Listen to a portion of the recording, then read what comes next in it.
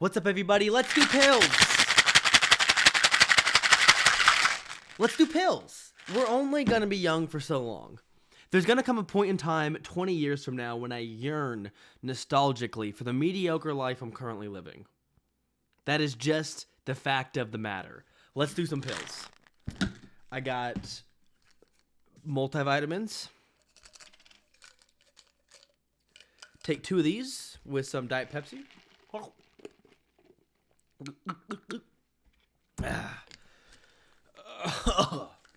These things are nasty, dude. I'm not supposed to do the gummies because the gummies aren't as good for you. They just don't have as much nutrition in them or something stupid like that. Does that make any sense to you?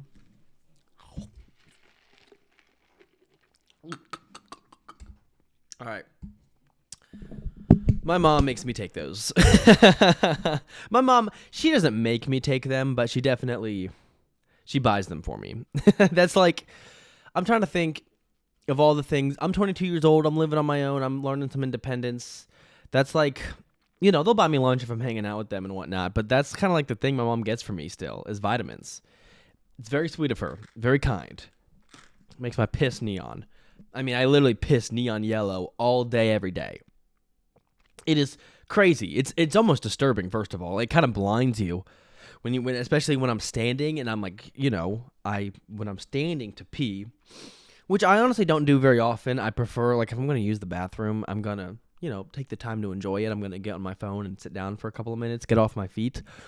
But it's when you're standing to pee, you have to kind of stare at it, and it can be a little blinding.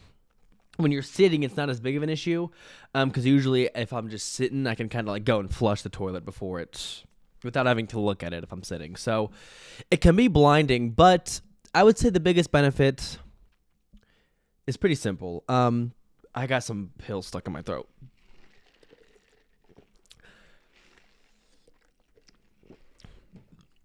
I'm always looking for new art forms.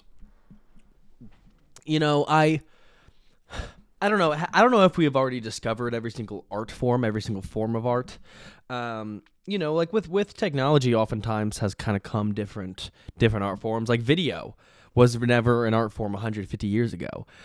These days, we're not really inventing new art forms. We're kind of just finding ways to ruin our art. What if instead of you taking a photo, you generate a photo? That's kind of the advancements we're making today, and so it can feel a little bit discouraging. But I personally am always kind of keeping an eye out for new art forms and also new ways to approach art, new ways to approach visual art. And the beautiful thing about peeing neon yellow is that because the color is so bright and so tainted, it stains. And so I discovered this. It was one night. It was 2 a.m. and I went to I was tired. I took a piss. Long story short, pissed in the bathtub, which is right next to my toilet. And I only knew it because when I woke up in the morning and I went to the bathroom. The bathtub is in the bathroom. It was bright still. There was some clear residue on it. And I went to I took my finger and I kind of wiped it real quick just to see if it would kind of come off, and it held pretty firm. We have a lot of trains where I live. Usually at least one time a week I get stopped on my way to work or on my way back from work by a train. Sometimes it takes 10 seconds, sometimes it takes 5 minutes. It's nothing too crazy. I always yell whenever I see the train from a distance. I like to yell and scream in anger. But that anger is simply performative. I'm I cannot believe there's a train right now. Stop me now. I don't have time for this. I gotta get to work. And I don't mean any of it, but I think sometimes performative anger for yourself can be entertaining. I don't know. There are some trains that there are some kind of places in the area where a train will kind of stay docked at for overnight. Or at different times throughout the day, and I've always kind of been pretty jealous of the vandalists, the graffiti artists, who do cool graffiti on the side of trains. And so I was I've always wanted to do this, but I've never really had the confidence to, to kind of work on it buy all the paint and work on it. I've never really been that good with my hands when it comes to creating visual art. I've always been okay with words and speaking and writing, but I just, I mean, this is what I drew. You guys have seen the nipple theory videos. That's the best I can do. But I was like, well, this doesn't involve my hands. What kind of could I do something with this? And so I'll give you a quick look just kind of at what my room looks like here. So right up here, it's like this wall, kind of like, and then past the wall is like the rest of the studio apartment. And so there's a wall on this other thing too, because it kind of like opens up. Let me take you over here just so you can get a good look. So yeah, it's like more room over there. So basically that wall behind me, I'm not going to take you all the way over there because it just, you don't want to see it.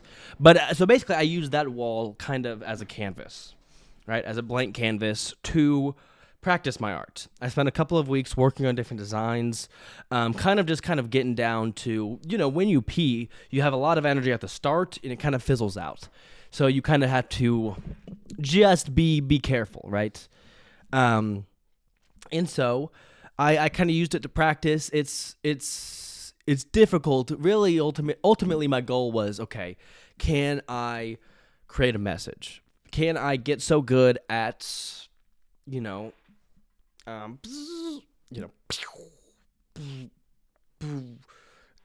drawing? Can I get good enough at drawing letters that I can communicate a message?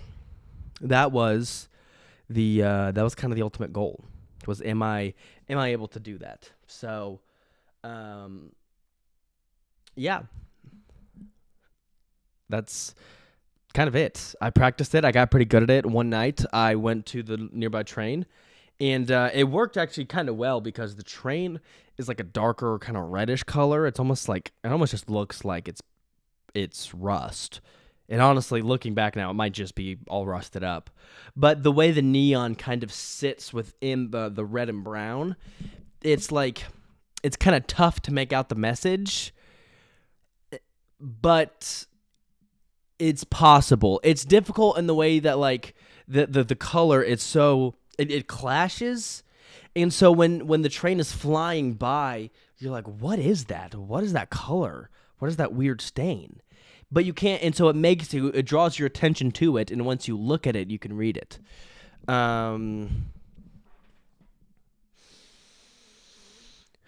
So, I don't know. I think the harder part has been now that I, know how to, I've gotten pretty good at the C's and the B's. Some of them are tough, like the E's and like the F's, the ones where it's kind of like multiple lines that you can't really do it continuously. Those are the ones I definitely struggle with. And O was the first one I learned. That one's super easy. X's are difficult. Y's aren't bad. They just always kind of look a little bit ugly. W's and M's are possible. They just kind of do more bubble style. But the toughest part has just been like, okay, well, now I have this ability. What is the message I want to send to the world? What message at a time like this? What message at a time like this can be effective? And ultimately, I kind of settled on the fact that there is none. So when I went to that train, I just did a bunch of wiener and balls, which is pretty immature. I mean, kids did it. I mean, it's something I did in like middle school. But I have nothing to say. I have no words in response to what's happening.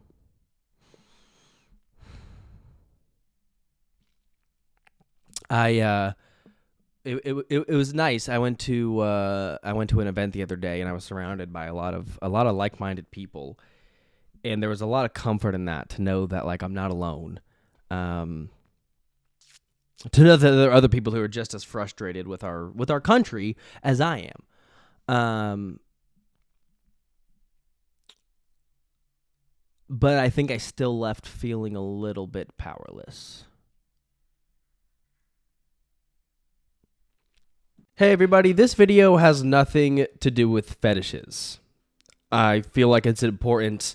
I feel like, honestly, most of my videos should probably start with that disclaimer, but I just wanted to go ahead and put that out there because ultimately I want to talk about something deeper than a simple fetish. Today, I got a haircut. What's the verdict?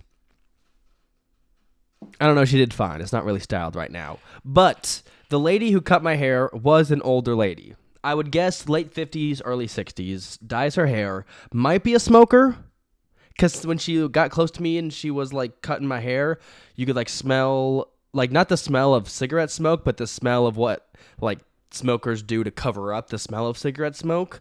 But it was pretty, like, subtle, so I'm not quite sure. I hope not, because I want her to live a long and happy and healthy life. But also, if I worked at Great Clips for 30 years, which is what she told me last time I saw her, I'd be a smoker. She has cut my hair the last 2 times by pure accident. I've gone at 2 separate times. Total luck.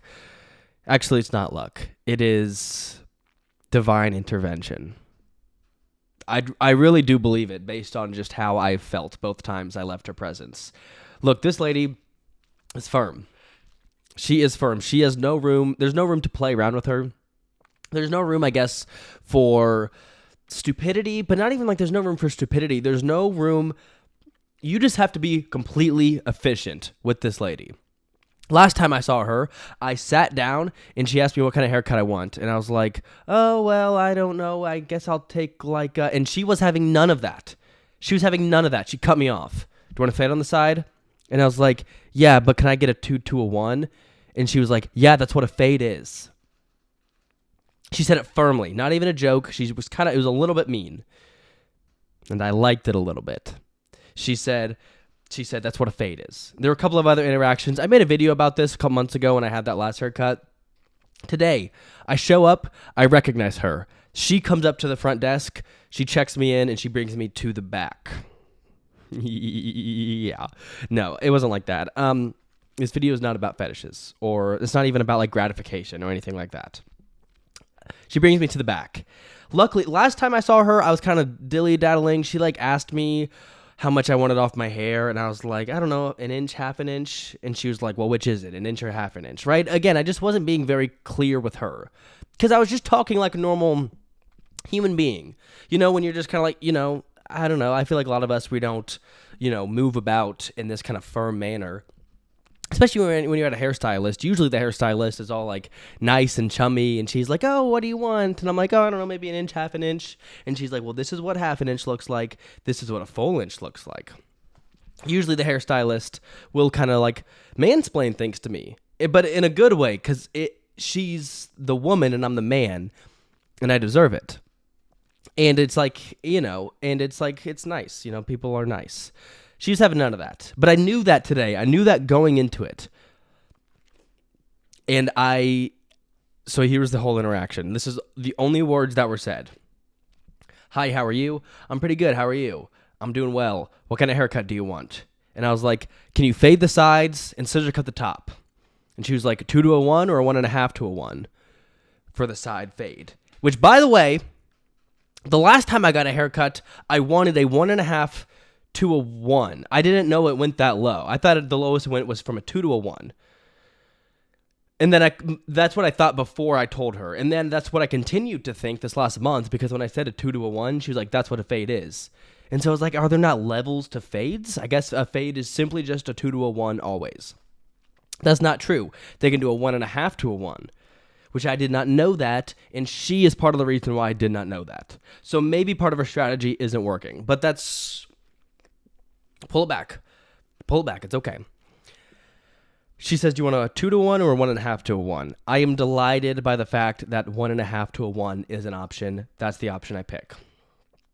Then she's like, and then she was like, well, how much do you want off the top? And again, she said it a little sassy. She said it kind of firm and mean.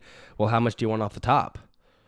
Because when I told her to scissor cut the top, I didn't specify. And she needs that to be specified. That is on me. I said, I'll take an inch. It wasn't any of this, oh, well, I'm thinking maybe it's been a little while since I got a haircut. Maybe I'll get a 2 inches cut off. None of that. None of the small talk. None of like the filler words. 1 inch. I don't know how much an inch is. I don't know. I mean, it took off. I guess this is fine. I don't know. But I just gave her an answer. I guessed, and I gave her a firm answer. And then that was the whole haircut. At the end, she said, "You feel better?" I said, "Yeah." And then she walked me out. I tipped her $7. Okay, so let's walk back through this haircut real quick because I kind of interrupted myself. I walk in. She takes me to the back. She sits me down. She puts a little something around my neck, which is like the whole gown thing they make you wear. And then this is how it goes. "What kind of haircut do you want? I'll take a fade on the side and scissor cut the top. Do you want a 2 to a 1 or a 1.5 to a 1? I'll take a 1.5 to a 1. How much do you want up the top? An inch." Whole interaction. And it felt good because it was clean. It was efficient. It was just clear communication. It was clear communication. If you've seen a lot of these videos, you know that clear communication it excites me. It excites me. Clear communication is awesome. It really gets me going. I took like one communication class in college, and that major is made up. But good communication rocks. And so I've been thinking, this kind of moment as I was leaving Great Clips, unsure of how I felt about my haircut, but sure of who I am as a man, sure of who I am in this world, sure of both of those things. It's kind of on the drive home, I was just thinking, I was like, that worked. The way she behaves works. It works for me. I get it. The first time it took me a little bit of adjusting to, but I've adjusted. I understand it. I get it. And I was thinking back to some of my old elementary school teachers. You know, I was raised by firm older women. My first grade teacher, my second grade teacher was probably in her 30s, but second grader, that's still old, but not the same. My third grade teacher was an older teacher in her 60s. Same thing for fourth grade. Same thing for fifth grade. Same thing for sixth grade. Same thing for seventh grade in a lot of my classes. My classes started to get split up in seventh grade.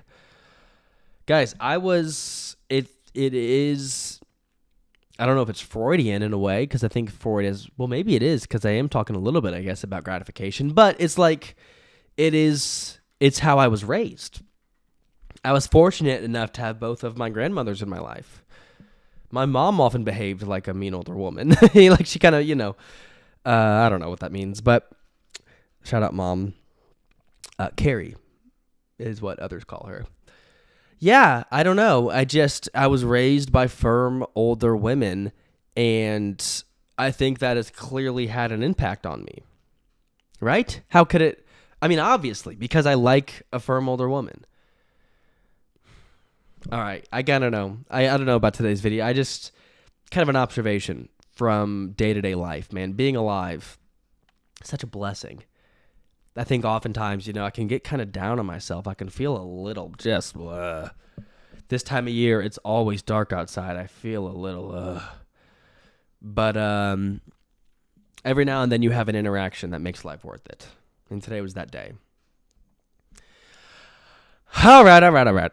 The following video is not bought or paid for by Timothée Chalamet. I have not taken any money to make this video, though I will take some.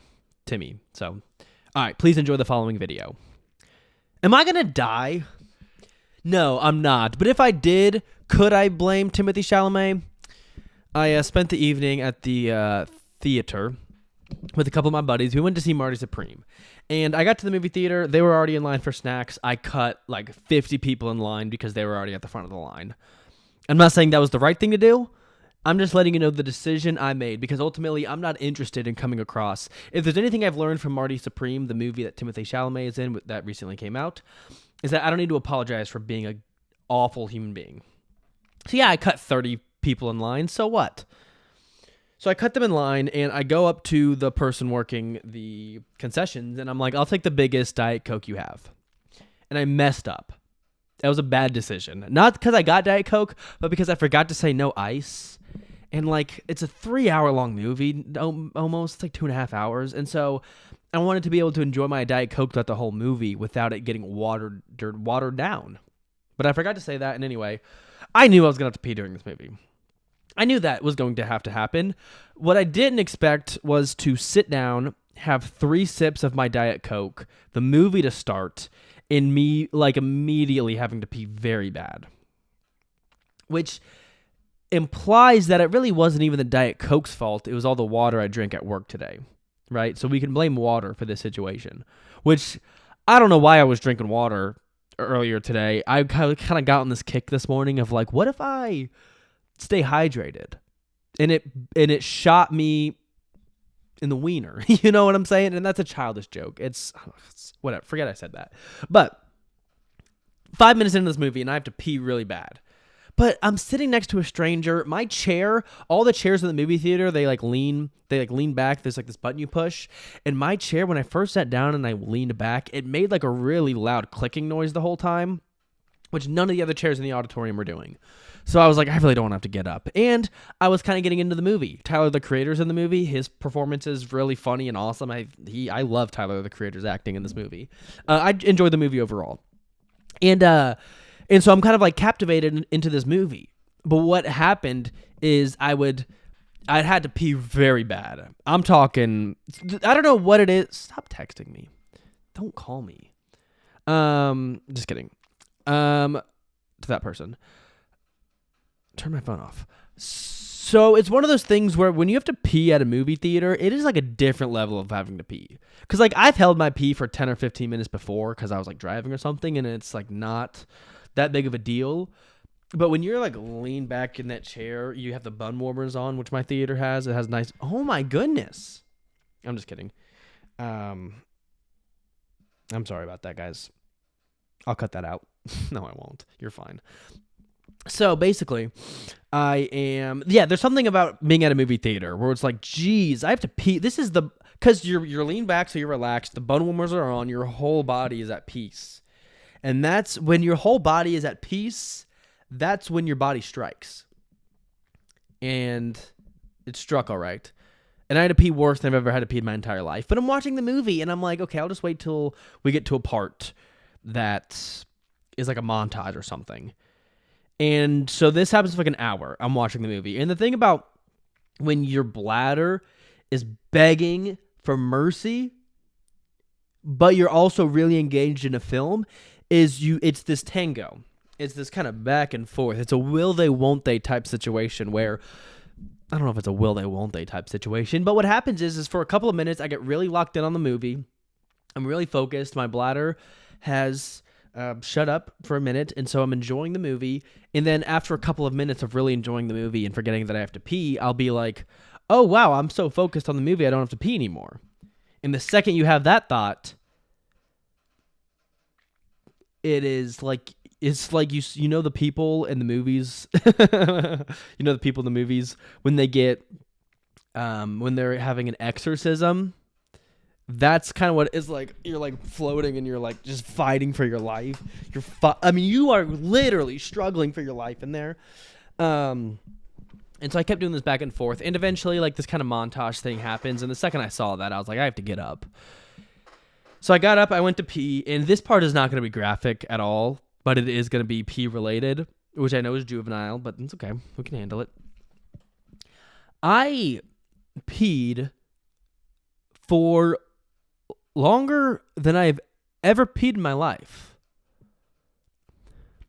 Like, so I had the normal, like, it was a normal, like, 2-minute pee, where, like, I'm peeing, and, like, goodness, I promise you, it was a big cup of Diet Coke. I maybe had drank half of this up to this point, and I'm just peeing, and for a while, I still feel the need to pee, so, like, I'm peeing, and it's just like, yep, got more pee to get out. But then I kept peeing, and I did not feel like I had to pee. Does this make sense? Like, I no longer felt like I had to pee, but I was still urinating. Let's use a different word. I was still urinating. And this kept on going for 30, 45 seconds. I'm missing Marty Supreme. And this is happening. And I'm just sitting there. I'm like, what is happening to me? I peed for like 4 minutes, and for half of that, I did not feel the need to pee. Eventually, I just stopped. I know it's not good. I know like you get a bladder infection and stuff, and I've since peed a couple more times. But I just got to the point where I was like, I'm done. You can't tell me what to do. I'm trying to catch a movie. So anyway, it was a pretty good movie. I was definitely very much hooked. Definitely hooked. So, all right, go check out Marty Supreme or don't. Doesn't matter to me. You all have a wonderful night. The dumbest thing you can do as a man is think that any interaction is just that. Any interaction. That does not exist when you are a man. Every single interaction, every single conversation, every single moment you share with a fellow man is not just any interaction. It is a wrestling match. It is a battle. It is a UFC. It is a UFC boxing match, and by the end, you ought to be on top of him. By the end of every interaction, you ought to be on top of him. And today, I'm going to teach you how you can do that. How you can win every single conversation with a fellow man. It's a 10-step process. I have it written down here. I'm going to walk you through each and every step. We're going to be thorough. We're taking this seriously, okay? And so I'm going to be thorough. And I apologize for my thoroughness, but this is going to help millions of men across the world. 10-step process every time you interact with a man. Step 1 is the introduction. It's simple. It's obvious, right? Every conversation begins with an introduction, especially if you don't know that person. But there are some key things you need to be doing in this introduction. Step 1, you do not speak first. What are you, desperate? What are you, desperate for another man's attention? No, you don't need anything from any fellow man. You only speak when spoken to. You don't need their attention. But if they want something from you, if they are desperate to have a conversation with you, you allow it because you're a gentleman. You do not speak first. People often talk about the firm handshake. That is great. I love the firm handshake. But if you can find a way within that handshake, within that fist bump, to screw it up, but in a way that it makes them look like they messed something up. So, for example, when you go in for the handshake, definitely recommend you being the one to grab. This is them. This is you. I want you to grab them here. Grab them here and be firm. And be firm. Because you're the man and they're the little boy who doesn't know how to shake your hand. Right? That is how the situation should be. In kind of like the context of this interaction. Okay, introduction. That's simple, man. Don't reveal too much information about yourself either, right? If to say, oh, nice to meet you, you could say nice to meet you. My name is Payton. Don't reveal any information because remember, any information that you reveal to them can be turned and used against you. Plus, you're already giving them plenty of information with your introduction because you're shaking their hand, you're giving them your name, but more than that, they are now undressing you with their eyes. They are looking you up and down, right? There's a lot of information they're taking in already. Okay, he's got hazel eyes. He's got a receding hairline. He's not very tall. He's got a bit of a gut.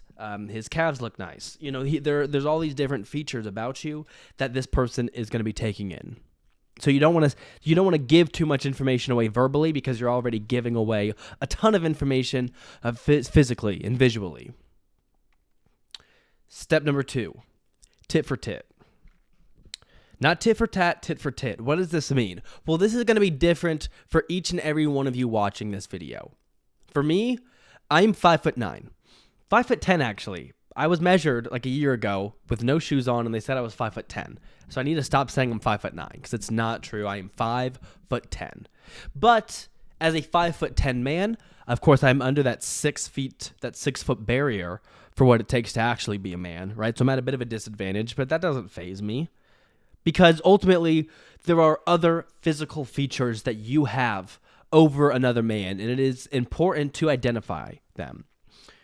One of my best features is my chest. It's my pecs. And so oftentimes I'm looking at a fellow man, I'm looking at his chest. Is his chest well developed? Does he work it out? Is it flat?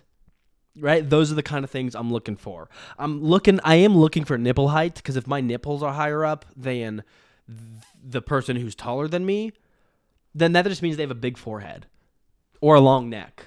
Because if my nipples are higher than you, but you're like the top of your head's a little taller, then that's just kind of embarrassing. It sounds like you have a long face or a long neck. So really, you're not taller than me. You're just deformed. Okay? Does this make sense?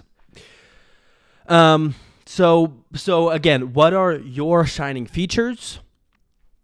And then as you think of your shining features, I want you to place them on the other person, look at their similar features, and see what advantages you have. Again, you are looking for advantages. You are scouting this person out. You are trying to take in information. Really, this is happening alongside step 1. Okay, step number 3, small talk. Defensive small talk is what this phase is called. Defensive small talk. You want to be polite. You want to be normal. You want to keep the conversation flowing, but you do not reveal any information about yourself. You're being very defensive. You have a wall. Every person you interact with, you should have a wall in front of. Okay, you do not want to be emotional. You don't want to be honest. You don't want to be vulnerable with any person you interact with any fellow man you interact with. This video is for men in relation to fellow men, but anyone can watch my videos. My videos are meant to be a safe space, and I think this could also be helpful for other people to kind of understand how we men think. Defensive small talk. You can talk about the weather. You can talk about sports. Don't tell them what your favorite sports team is, because the second you tell them, oh, I'm a Cleveland Browns fan, well, now you're going to get pissed on because they have so much ammo against you. Again, it's all about, the win. In order the win in the man competition, it's not very direct. I'm going to explain kind of what the win looks like at the end of this. You can talk about things, but again, you are trying to take in information. Oftentimes, they're going to reveal stuff about themselves. You ask them questions. You don't answer their questions. You ask them about their job. They ask you about your job. You don't. You give away as little information as possible. Again, I can almost guarantee you that the fellow man is not thinking of all of these things. And so he's going to be he will willingly give up so much information about himself. About how his girlfriend cheated on him, about how his dad has Crohn's disease, right? All of these things can be used as ammo. So again, observe. You're taking in information. Now you're playing defensive small talk. You're keeping the conversation going. You're keeping them talking. You want them to be the one rambling, you to be the one listening. You're taking in the information. You're going to use this information later, so take it all in, baby. Take in everything he has to give you. Step number 4, tickle him. This is, again, I am talking not in a physical sense. I don't want you to literally get your fingers into his pits and start wiggling him around, making him giggle. No, but you want to make him laugh. You want to make him chuckle. You want to make him smile, because that's going to break down his walls. Right? Again, you should always have a big wall. Anytime you interact with anybody, big wall. Big wall. Don't let your guard down. Don't be the real you. None of that junk. Right? But as you make them laugh, they're going to feel more comfortable. They are naturally going to start to loosen up. All right? So now you have this man who doesn't really understand what's going on, and now he's loose. Okay, no, that's not okay to say. That's not okay to say. But you understand what I'm saying. Next, light jab.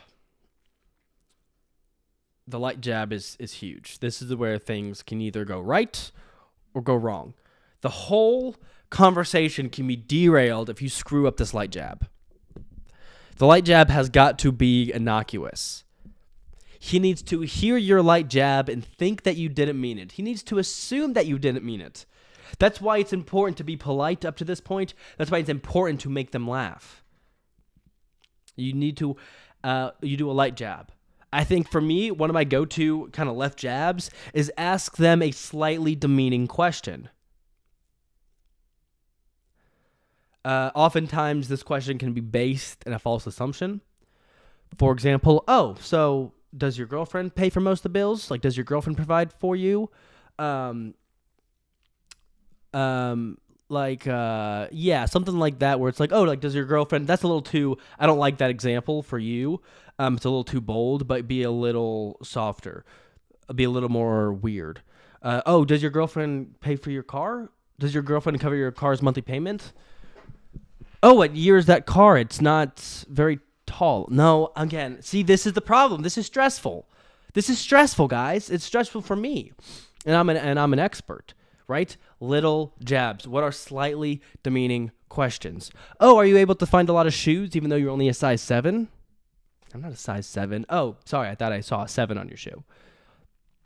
You know, something little like that. I really liked that idea. You know? Oh, does the Planet Fitness you go to not have weights? Do they just have treadmills? I go to Equinox. Oh, sorry. Never mind then.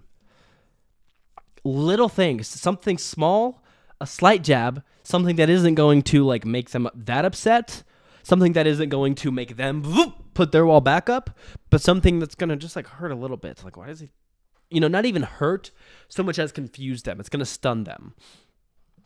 Why does he think I have size 7 shoes? It's going to be in the back of their mind. Now they're distracted. Now they're thinking about the light jab. You got to combo it. Light jab is step 5. Step 6 is the quick brag. You got to combo these two. You got to combo 5 and 6. After you hit them with a light jab, think of this as another light jab with the other punch. It's kind of like a 1-2 combo here, but it's a quick brag.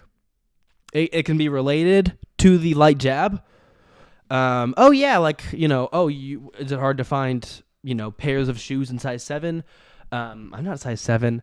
Oh, okay, yeah. Because, I'm a size 11, but it's hard enough. I have a massive collection of Jordans back home, and it's hard for me to... I had LeBrons growing up. Those are always the shoes I would get because I'm obsessed with LeBron. So we're going to go back to LeBron in this example. Oh, it's like hard for me. I have every single LeBron shoe in the world. I have all the different makes and models. But it's hard for me to find it's in my size because it's so popular, So I just didn't know if size 7 shoes where it was I just didn't know if it was harder to find King James's shoes in stores when you're a size 7 because it's not as common of a shoe size for grown men, or if it's easier because not as many men wear that size. Because for me, I have every single King James shoe that has ever come out, but I'm always really having to work hard to get each new pair because I'm a size 11, and that's so common. This man's going to be stumbling once you hit him with something like that, right? Next step. After you do poor physical appearance.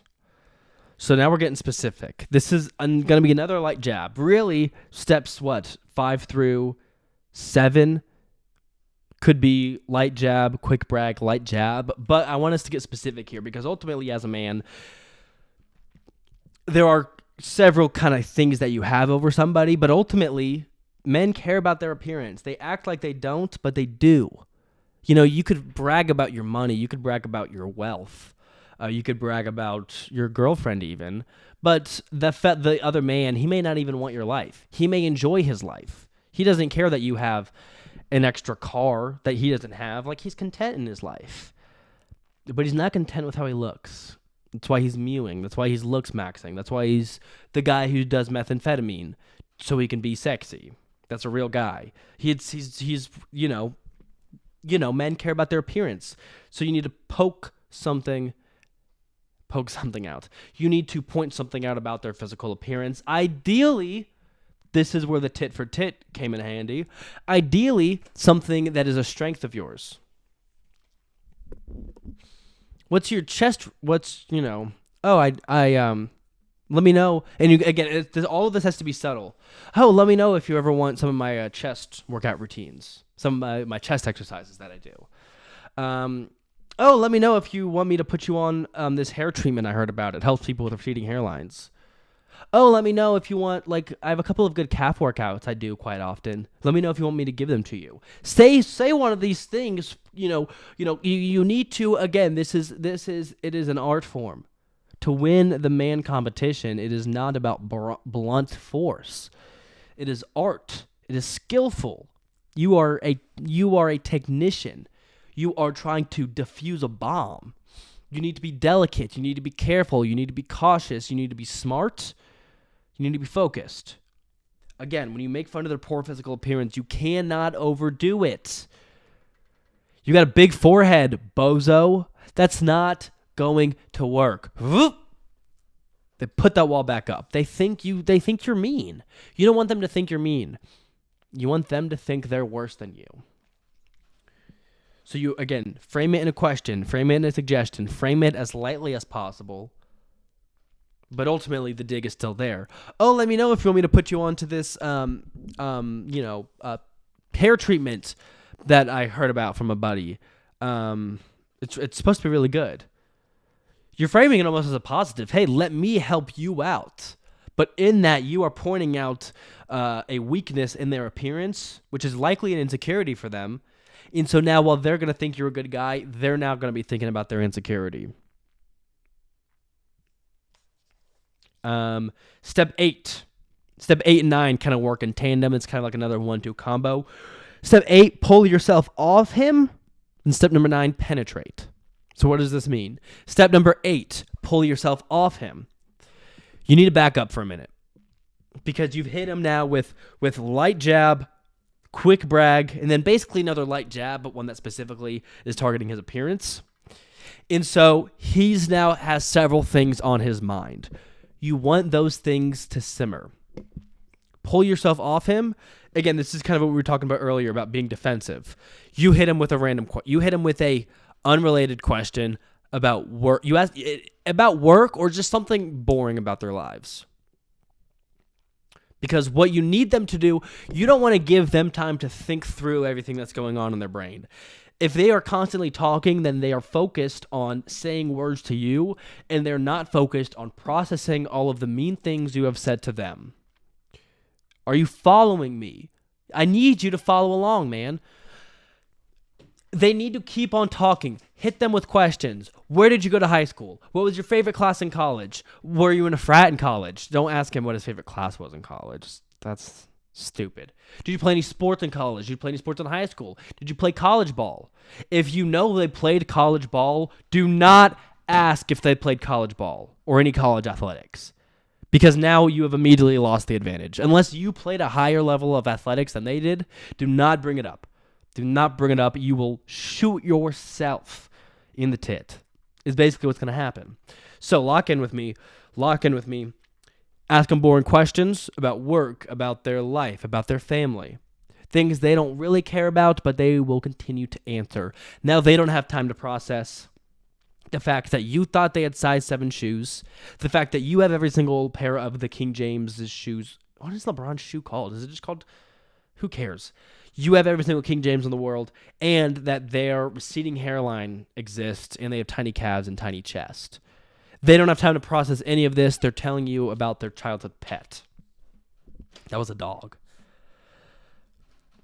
But you're asking him questions, you're smiling, you're slowly disarming him. He's still a little confused. He's not quite sure what's going on, but now maybe it's been a minute, 2 minutes, several minutes. Ideally a couple of minutes where you're no longer attacking him. You're just smiling and asking him friendly questions. Then the final step is to penetrate. What do I mean by this? You got to hit him where it hurts, right? You got to, this is your closer. This is the thing that the two of you have been building up to. You've been sitting at this coffee shop for 45 minutes chatting. But now let's take it home, baby. So, what does this look like? To penetrate. You got to hit him where it hurts. His ego. How do you bruise? You have scuffed up his ego a little bit. He's a little confused, but he's still talking to you. How do you hit him where it hurts?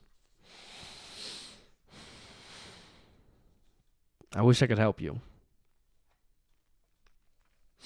This is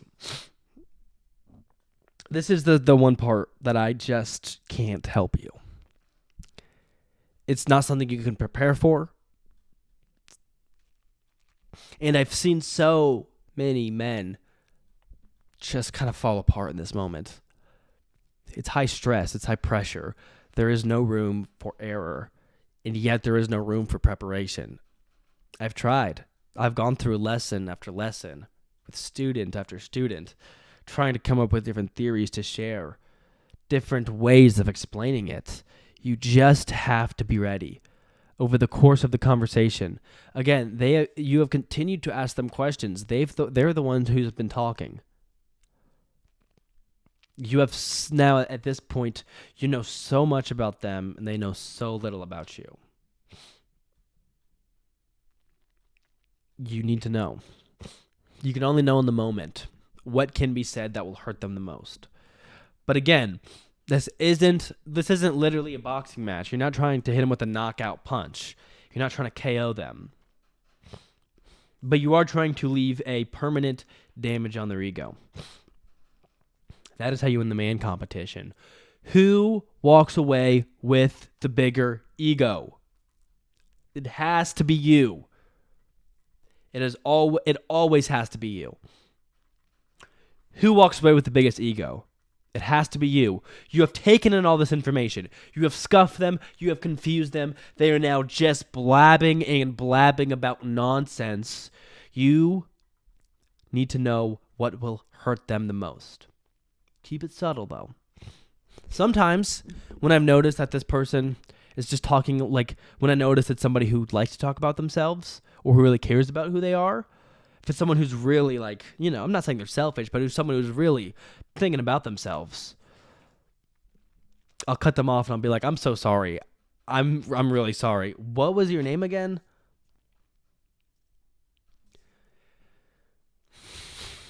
That kind of, that works when it's someone who clearly like cares so much about themselves.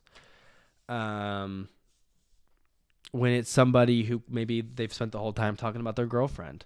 Oh, show me a picture of her. Bam.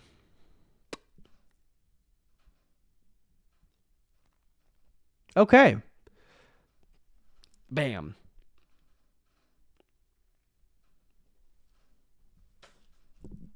Bam.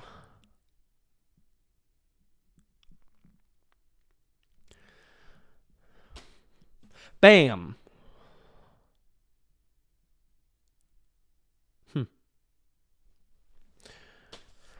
That one kind of implying with my face that they kind of look like each other. I don't know, man. You just need to know in the moment. You've taken in all this information. What do they care most about themselves? How do you, once again, hit them a little harder, a little bit more direct, but you need to have plausible deniability. You need to have plausible deniability, a way out, right? Bro, what's wrong with you? I just showed you a picture of my girl, and you just gave me a weird look. Oh, no, sorry, man. My bad. I had something in my eye. My contacts are bothering me. Again, every single diss, you need to have plausible deniability. Because the goal is to walk away.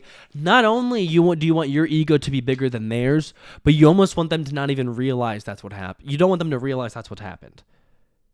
You don't want it to be obvious.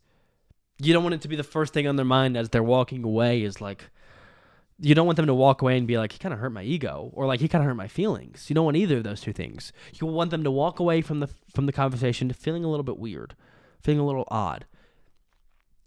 They're not going to know why. And most men aren't going to spend that much time thinking and processing and understanding their feelings and their actions. So they're just going to feel weird for the rest of the day and then maybe forget about it tomorrow. But in all likelihood, they're not going to forget it till the weekend. And those who do sit through and process their emotions, they'll be like, they'll just be like, I'm not the man I thought I was. He certainly didn't make me feel like I'm the man I thought I was. So I don't know if that makes any sense. Step number 10 is the outro. Again, hit it then quit it. Get in there, get out of there. Intro, biggest thing is you don't speak first. For the outro, biggest thing in this context, you do speak first. Hey, man, I got to run. Hey, man, I got to go catch a flight. Hey, man, I got to go flirt with women. Whatever are the things that you need to go get done, or even if it doesn't make any sense, even if it's something not important. If you want to get one final jab, it needs to be, if you can think of something that is less important than this conversation. So, like, maybe this is an old buddy, and again, kind of as I was walking you through this, it was kind of like for the first time you interact with somebody, but you can kind of use this playbook whenever. You just need to adapt. If you were getting coffee with a friend, be like, hey, sorry, I gotta run. I need to go pick up some wrapping paper. Something that is less important than the thing you're currently doing. If you're able to leave on that note, you'll bust their balls. So, okay, I appreciate you all watching this. Let me know any of the strategies you have to those who just kind of don't understand the way that we are. You can leave some questions down in the comment section below. I will say, if you want to win, what is this video going to be called? If you want to win, how to win the man competition. If you want to win the woman competition as a man, I will talk more about that in the next video. But in summary, treat them like a person, and don't be weird and don't be gross, and keep it in your pants, especially when you're like Snapchatting. And be respectful and be kind and courteous and a gentleman. And women are people and not something to be earned, or a trophy to be put on a trophy case. All right. Appreciate y'all watching. Appreciate y'all who understand kind of what's going on over here. Go check me out on Substack. You can support me financially over there if you'd like. I'd like to move one day. You can also go follow me on Instagram so people think I'm cool. Bye. What is the nipple theory? This is a theory. I don't even know if I should call it a theory, because honestly it's a fact that I kind of touched on briefly in my video the other day, where I kind of tackled masculinity and how to interact with fellow men as a man yourself. And I really kind of only mentioned this for about a minute or two, and I was like, I really need to go in depth on this to kind of explain the psyche behind all of this. I want you to take a look at this image. This image is pretty thought-provoking. It should be shocking and perhaps a little bit disturbing. When you first look at this image, the first thing many men will notice, take away the words, maybe you notice the word alpha first, but the first thing many of you men noticed is that this guy right there, who's frowning, he's taller than the guy who's smiling. This is confusing. This is extremely confusing to most men, because how on earth could short man be happier than tall man? It goes against everything that we have been taught, right? We've been taught that our value, our pride, our joy in life comes from our height, right? There's a reason why people like me who are under 6 feet tall often are nihilistic. Why would I want to build a world? Why would I want to make this world better? All that's going to do is serve the tall people, and they don't deserve that. But that's what makes this image so powerful, is that the first thing you notice is which man is taller, but then you notice, wait, the tall man is frowning. Wait, the short man is the alpha. Wait, what is this red arrow? I want you to look at this. What do you notice about this red and pink arrow? What are they pointing to? 4 peps, 4 pepperonis, 2 on each man. But whose nipples are taller? Whose nipples are higher up in the sky? The shorter man. Look at the necks. The short man has a normal sized neck. The tall man has an abnormally long neck.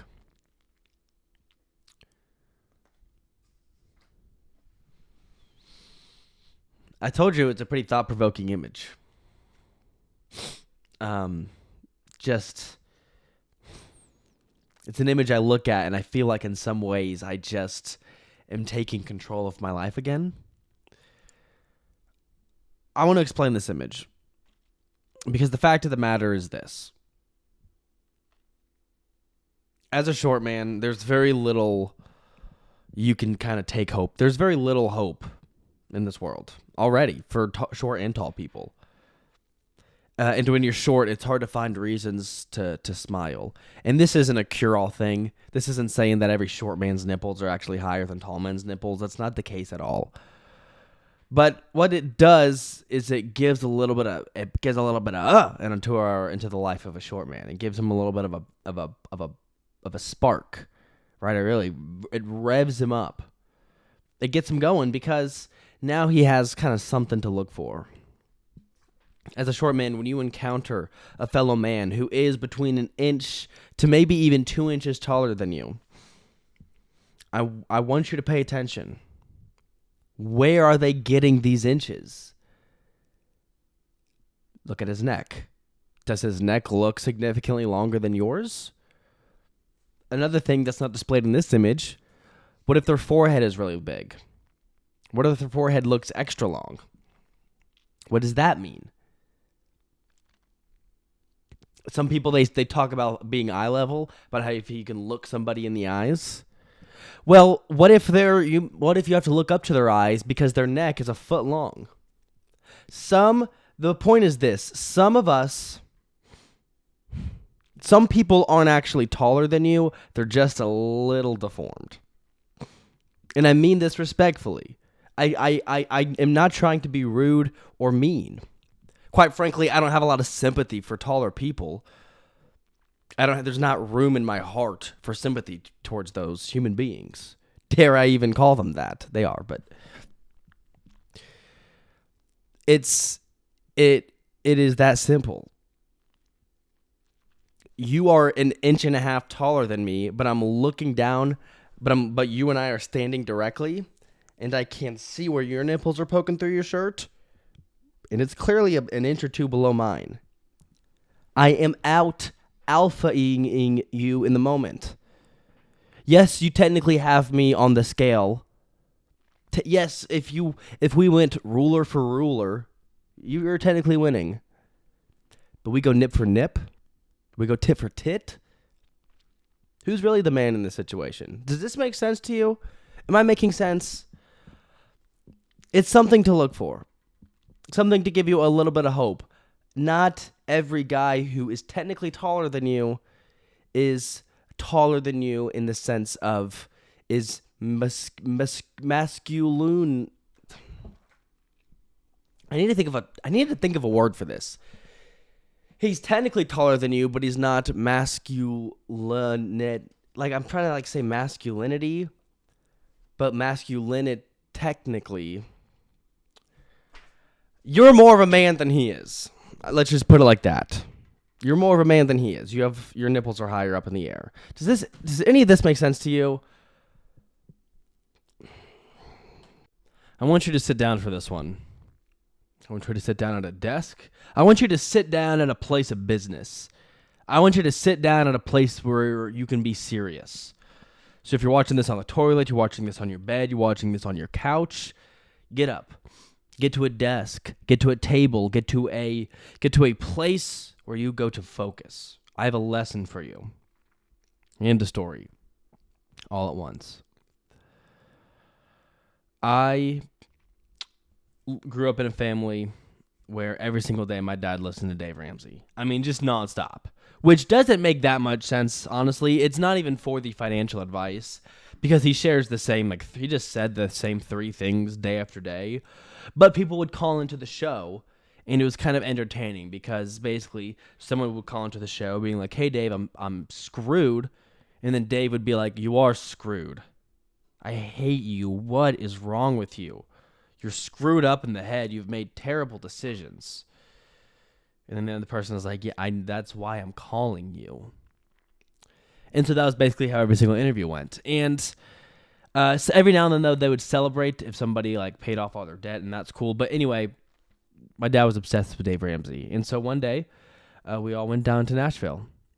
And Dave Ramsey's headquarters are down in Nashville. I believe we were there kind of near Christmas time. We were visiting my sister. And you can visit his office. You can just walk right into the Dave Ramsey studio. And you'll actually see him doing his show live. Like, we watched him do his show live. We were just standing outside. It wasn't like a live studio audience. We weren't like clapping every time he called someone a moron, but we were just like watching through a window. Then afterwards, he came out, he like signed some books, and he said hi to everybody. And we got a photo together. I'll put the photo of us up on the screen because I want you all to know how true this whole story is. He came out, he talked to some of the other families, and he talked to our family last. I am there with my 2 sisters, my mother, and my father. AKA the 4 most useless people in my life. The 4 people who, if I was trying to do what I wanted to do to this man, they were going to be of no use. They were only going to bear me down. You know, they are called, I'm trying to think of what you would call them. I guess you would probably call them like not an aura killer, but they suck the aura out of you. And I think this applies to most families, when you're trying to really be a man, when you're really trying to be cool, when you're really trying to do something to somebody, when like your sisters and your mommy and daddy are around you, like it's going to suck some aura out of you. And so the first time we talked, we all chatted, my sister and my mom and my dad probably said something stupid, and I just sat there in silence. He looks at me, he says the first words. Important. I don't speak first. You are not worthy of my attention. If you want to speak to me, I will be kind. I will be respectful. I will respond. But I have no interest in talking to you. I have nothing to say to you. He sees my sweatshirt. He says, "Oh, do you go to that school?" I did not go to that school. I think I was wearing an Ohio State sweatshirt. I did not go to Ohio State. And so now I have the high ground. Now he is slipping. He is slipping and sliding off me. And I am just stuck up top, right? He's slipping and sliding off me because now he's screwed. I said, no, I actually go to this school. And I told him the school I went to. I went to Cedarville University. That's what I told him. And he said, I thought I had him here. I'm going to be completely honest with you guys. I thought I had him at this moment. Because he thought I went to a different school because of the sweatshirt I was wearing. And I just called him out. I just told him, hey, you don't know anything. You know nothing. And stop acting like you know anything about me. You don't know how much debt I have. You don't know the people I owe. I owe a lot of people some money. But guess what? A lot more people owe me money. So let me ask you this, Dave Ramsey.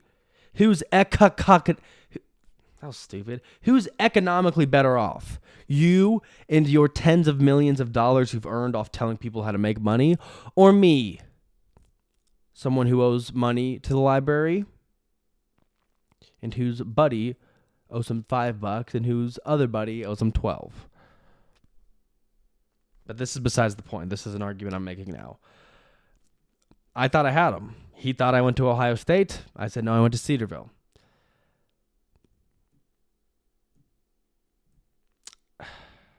He responds, oh yeah, I've spoken at that school before. Now look, a normal man would shiver his timbers. A normal man would be shaken in his boots, would be quaking in his boots. A normal man's legs would be shaking so fast that he would topple over. And he would continue to shake all over the ground. He would be having a seizure, is what we called this in the medical field, right? EMS would have to be called. He would lose out on thousands of dollars in medical fees. Now he's in medical debt. He's homeless. Guess what he does? He calls Dave Ramsey. Hey, Dave, I had crazy medical debt. Dave says, shouldn't have gotten that daggum seizure. Bam! Advice. Now Dave can sell books. That's what would happen to a normal man in that situation. They wouldn't be able to handle it. They would fold under the pressure, but not me. Not me. I don't care that you... I not only because what he said, Doesn't matter. Although what he said sounds impressive, and ultimately, when you're kind of in one of these situations, it's all about out impressing the other man. It's just two men. It really is just two men going back and forth on each other, just seeing who can win the man competition. That is the question. Who can win the man competition? You know? He grabs my waist. I grab his legs. He slams my head on the ground. I'm grabbing at his chest, right? We're going back and forth verbally, might I add. This is the situation we're in. We are men. This is how we behave. So, you know, he says, oh, wow, I spoke at that school. Again, you would think that I would, you know, you'd think I would bleed out of my butt or piss my pants or whatever the normal things that people do in this kind of situation where they're nervous. But I don't say that. I intentionally mishear him. I don't think you're allowed to smoke at that school. It's a very Christian conservative school. I don't think you're allowed to smoke there. So you take you and your pot. You take your pot out of my college. You keep your talk of your degenerate activities out of your mouth. And you take that bald head, you butter it up, and you get back in there and do your daggum show. I didn't say any of that. I just said you smoked at Cedarville. I don't think they allow that. And he said, no, I said I spoke there. And I said, oh, okay. I thought you said you smoked there. He said, I did not say that. I said, okay, it kind of sounded like you said that. He was like, okay. That's not what I said. That's what I heard. That's what I'm going to tell people. Yeah, now he perked up. Yeah, now that bald head was barking. It was barking at me. That bald head was barking. Well, the lips that were attached to the bald head were barking at me. Don't tell people I smoked at your school. I said, what, are you afraid of a little bit of bad press? You afraid of getting canceled? I'm mocking him now. Are you afraid of cancel culture? This was a couple of years ago. You afraid of cancel culture? Hit him with one of these. You afraid of cancel culture? I'm telling everybody what you did. Picture this, but with no hair. He's breathing through his mouth. His eyes are like barely open.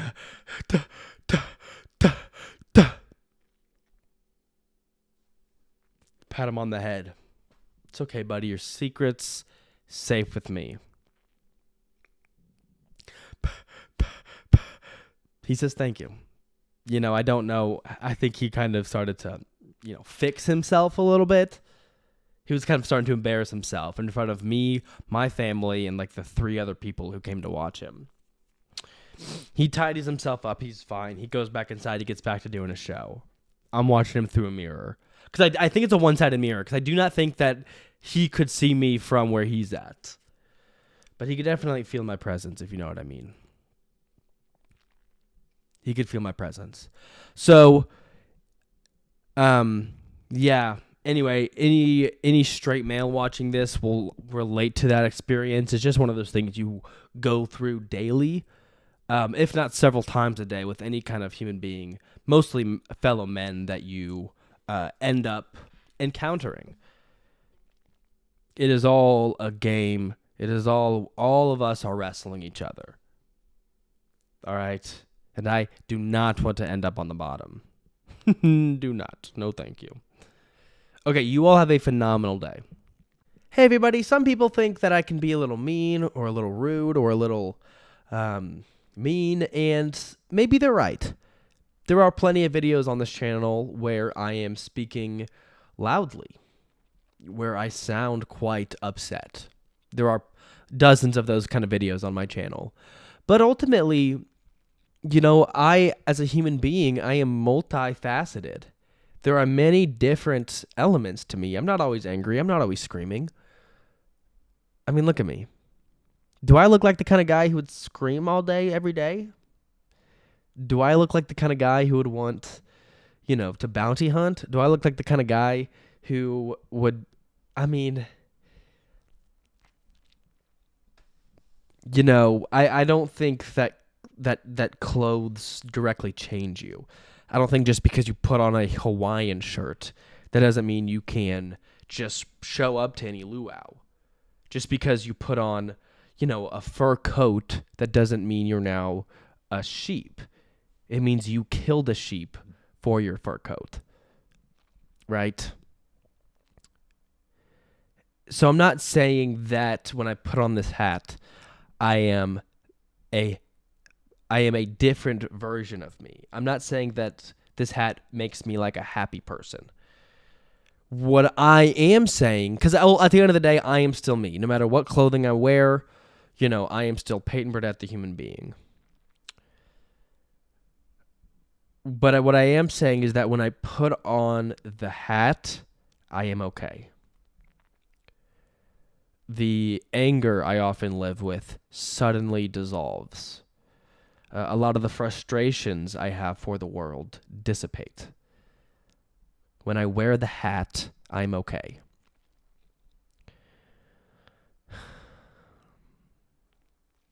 But, as I've discussed before, I cannot wear this hat in public. I get made fun of. I get bullied. People aren't ready for bucket hats. Certainly not red ones. Certainly not at the workplace. Or at funerals or at churches. It's part of our culture. They're just not acceptable. And so what happens is I put on the hat, and finally the weight of the world slips off me like a gown. I feel free. And then I go out into the world. And what does the world do? It zips me back into that thing. It zips me back into the gown. And because they are mean to me.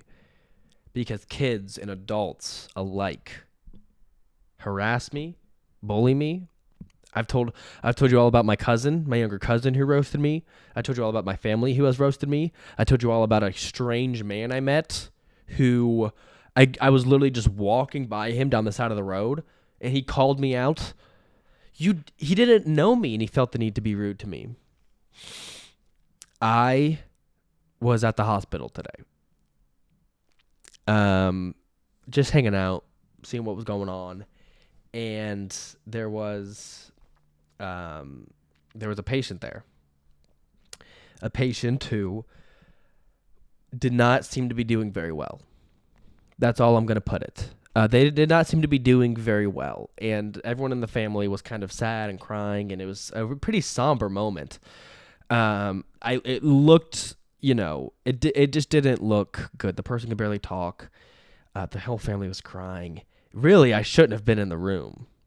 I'm going to be honest with y'all. I think when there's 5 family members crying around a hospital bed and the person in it looks quite pale, I probably shouldn't be in that room, right? But again, I'm just kind of floating around, just seeing what's going on.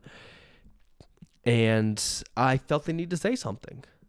I'm like, these people are grieving. Am I just going to say nothing? And so I'm like, hey, I know you all don't know me, but I just really want to say, oh my God. That's basically what all 5 people did in the hospital room. I am there trying to give them a heartfelt, I am there trying to make them feel better. I am there out of my own free will trying to use my words to encourage them. And before I can even get out a thought, I mean, their laughs were ugly. Their laughs were weird. That's how they laughed. That's not how I laughed. That's how they laughed. That's how they laughed at me. All 5 of them in unison. One of them was holding the hand of this person in bed, and they just dropped it. And I saw the patient's hand bounce, and just kind of flop to the ground. They all laughed at me in unison. The nurse walks in. Naturally, she's like, and who are you? And as everyone's still laughing, she's like, and who are you? And I turn around to answer her question. I was going to be like, hey, sorry, I'm just floating around. I'll get out of here. Because I was already feeling pretty hurt. I was like, screw you guys. I was trying to help you. And this is how you repay me? This is how you're going to repay me by laughing at my face? Hello, your family member is pale in a hospital bed. So who's laughing now? Right. I guess none of us were laughing now. I turn around to get into the nurse and be like, hey, I'm going to get out of here. And the second I turn around, she loses it too.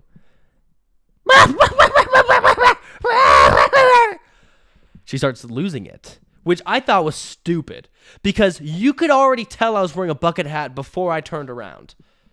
You knew I was wearing a bucket hat. You could tell from the back of my head that I was wearing a bucket hat. And yet you don't start laughing until I turn around, which tells me that it has less to do with the hat and more to do with how my face and hair look alongside the hat. I don't know, man. I don't know. It's just been a frustrating day. And I want to wear this hat in peace, but I just can't seem to. I'm done. I think I'm just going to take a break of wearing this hat in public. Because I feel so good when I wear it. But the world is built to tear down everything good. Systematically, that is what the world is meant to do. And so I'll keep my hat in this apartment, and we will spend a lot of great days together. I'll see you tomorrow. 2026 is all about me finally committing to doing the things that I've always wanted to do. Okay? So yeah, this year I'm going to learn how to forgive George Bush. Okay? I'm going to figure out a way. I honestly don't even have a second idea. I'm going to advocate for big tobacco. That's the only other thing. Those are the two things I've been dying to do, and I'm going to make both those things happen because both of those things are within reach. Right? I think I am a couple therapy sessions away from the first thing, and I can do the second thing right here, right now. Guys, smoking is not bad for you. You know what is bad for you? Smoking 10 to 15 cigarettes a day. Now that's bad for you. I will give you that fact. But if you had 12 beers a day, you would have a problem. If you had 12 blunts a day, you'd be the coolest person on the planet. You'd be Willie Nelson. Let's keep workshopping this. You'd be the coolest person on the planet. You'd be Willie Nelson. You'd be Snoop Dogg. That was kind of the thing I did a second ago with Willie Nelson. If you smoked 12 blunts a day, you would smell. Is that good? I don't know. If you did smoke 12 blunts a day, that would be a little excessive, right? If you do anything 12 times a day, you're probably doing it too much, right? And so, yes, I will give you the fact that cigarettes aren't great for you. I will give you the fact that having 10 cigarettes a day will kill you in 40 years. Every single cigarette has a 13,000 label saying, don't smoke this, I will kill you, this is an addictive product. And yes, the addiction part is bad. But guess what? Every chemical you can learn to depend on. People get caffeine headaches. Alcohol is addictive. All of this stuff is addictive. All the drugs. And I'm not advocating for the use of anything. But what I am saying is that if you have 10 cigarettes a day, yeah, you have a problem. You have 2 to 3 cigarettes on the weekend. You could smoke 10 cigarettes a day and it'll kill you when you're like 60. What other drug is like that? I swear, you tell me what other drug is like that. I mean, I can think marijuana maybe is similar. I don't know the ratio of how much weed you can do over your life. But you understand what I'm saying? Does this make sense to you? So how come every single cigarette in this country, how come every single box has all these restrictive warnings? Guess what? The people who want to smoke, they don't give a crap about your warning. How about you put some actual helpful advice on the daggum cigarette boxes, U.S. government? Instead of saying, this product will kill you, some places they put like a photo of someone who died of lung cancer. And it's like, gee, that's so depressing. I'm sitting here outside of a gas station looking cooler than you've ever looked in your entire life. And now I'm looking at a photo of some dead guy. No, let me have my moment. Let me have my moment in the sun. A woman, anybody smoking a cigarette, that is their moment in the sun. That is life. That is what life is. You get to do that a couple hundred times and then you die, whether you smoke the cigarette or not. Let's start putting some helpful advice on these cigarette boxes. Because are you kidding me? This product is addictive. I'm going to kill you. They know that. Maybe say something like daily smoking is not recommended. Maybe say something like, I've heard that people who only have cigarettes on the weekend actually like their cigarettes more. They appreciate the cigarette more because they don't have it as often. If you just smoked on the weekends, I bet you would appreciate that cigarette a whole lot more. Because you don't get to have it 24/7, right? You stare at your phone all day, every day, and so now your phone is no longer fun to you, right? If you just had your phone for the weekend, it'd be like, this fun little device I can play Pokemon TCG on. Does this make sense to you? Are you comprehending this? I've had people, I'm pretty sure none of my grandparents, I think every single great grandpa in my life, there are 4 or 8 of those. They all died from lung cancer. All of them. And I know, so I never really met them. But I've met like 3 of my great grandmas because the Burdette family, they procreate at young ages, which means that like my I have one great grandma left. She's in her 90s. I think I might have another one on my other side. But because they all got married at 16 and had kids at 18. This happened for multiple generations, right? And it's beautiful because both my one grandpa's in his 80s. He's kind of up there. My other grandpa's like in his 70s. What am I talking about? What is it? Oh yeah, my great grandpas, they all died because they smoked cigarettes. My great grandmas didn't smoke as many cigarettes and they lived pretty long. So maybe let's quit it with all of this, over-exaggerating. This is an addictive chemical that's going to kill you. If I let it kill me, but what if I just have a cigarette? What if I just smoke a cigarette to close off the night? Which you shouldn't do, because I think nicotine kind of keeps you awake. I saw a YouTube short about that. So smoke it in the morning to kind of wake you up. Does this make sense to you? Because big tobacco goes through so much crap. They can't even advertise on television, but gambling companies can do whatever they can do whatever they want. They can do whatever they want. Gambling companies can do whatever they want. They can advertise to you in every single way possible. And a cigarette company can't even put a photo of a cigarette on your TV during the Super Bowl just to remind you, hey, we still exist. Hey, you might want us. Hey over there, hi. That is frustrating. That is incredibly, incredibly frustrating. I would be pissed if I was a big tobacco company. It's not fair. I would sue. I would totally sue. Even let it be like the alcohol commercials. Because I'm pretty sure in an alcohol commercial, you're actually not allowed to take a sip of the alcohol. So just let people let them just hold it. Just let them hold it, I guess. Smoking is kind of the only cool part about smoking.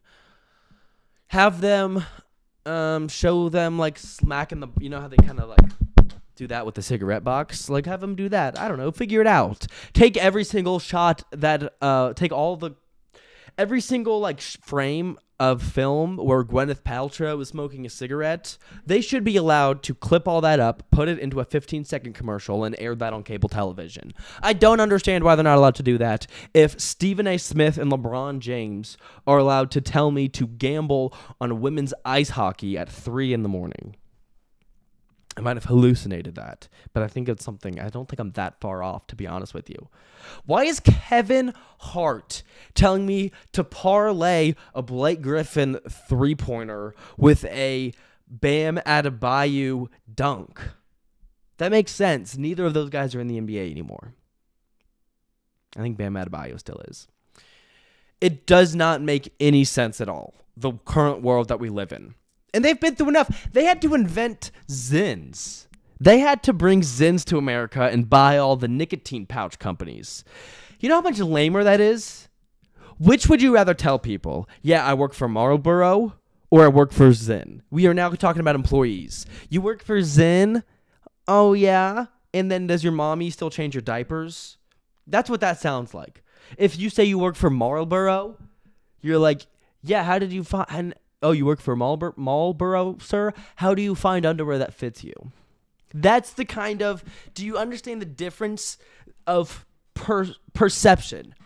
It's a totally different perception, and that sucks for the employees because they just wanted to get people hooked on nicotine. They didn't care how, but they know, and we all know, that smoking is a lot cooler than whatever that garbage is. It's so stupid. It is. That sucks for them that they used to be the cool kids on the block, and now they are lip pillows. They used to be hard sticks. Now they're soft, wet lip pillows. Oh my gosh, the humiliation, right? They have got to be humiliated. There's no way they're not. It sucks for big tobacco, guys. I'm telling you, man. Alcohol companies are lobbying against marijuana. I don't know, a bunch of the people in Ohio voted to legalize marijuana, and now the government is like restricting it in every way possible. Which is like, just, if the people voted for it, man, what is wrong with you? Do you not even that's one of those things about politicians I don't understand, is the people voted for this and now you're taking it away from them. Do you want people to like you? Are you evil? Does it wake you up at night, the thought of somebody walking past you in the street, recognizing you and then smiling? Does that thought keep you up at night? Why do they just hate themselves? It's like these politicians hate themselves. Our governor looks like a minion, which is not a joke, and I've said this before. Go look it up. He's 5'3". He's friends with my boss at work, so I should probably be careful with what I say. And he is why does he hate himself? He should love himself more. Guys, okay. I think I've covered everything I wanted to cover in this video. Yeah. God, that sucks, man. You used to be able to sell like Camels. And now do you want the citrus flavored Zyn? It sucks, man. It sucks being a man. Being a man in this country is the worst thing ever. And, I don't know why I had to specify gender there. It's just because, it's an attack on our rights.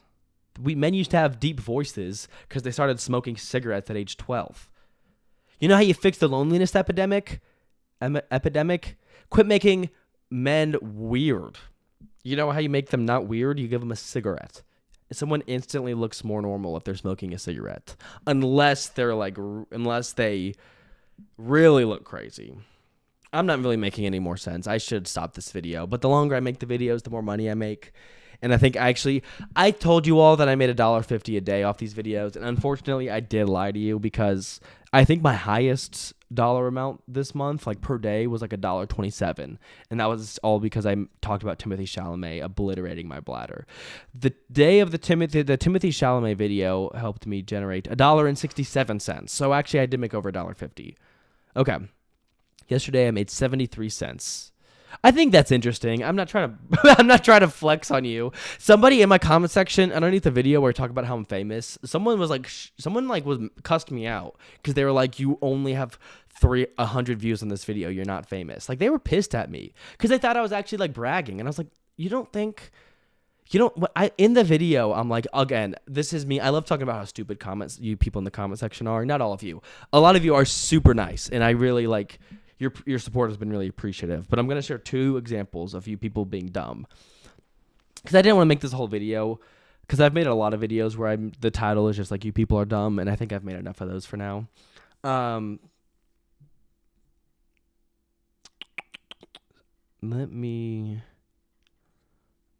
trying to find this really mean comment real quick.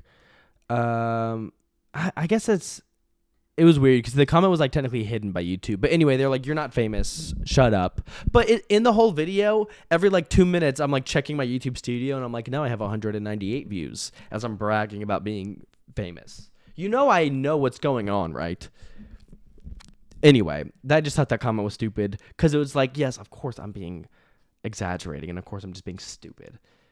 None of this is serious. And the fact that you can't see that means you're dumb. But, I'm sorry, guys. This video was really good for about 10 minutes, and it's kind of fallen off. But it's because I'm trying to find this other comment.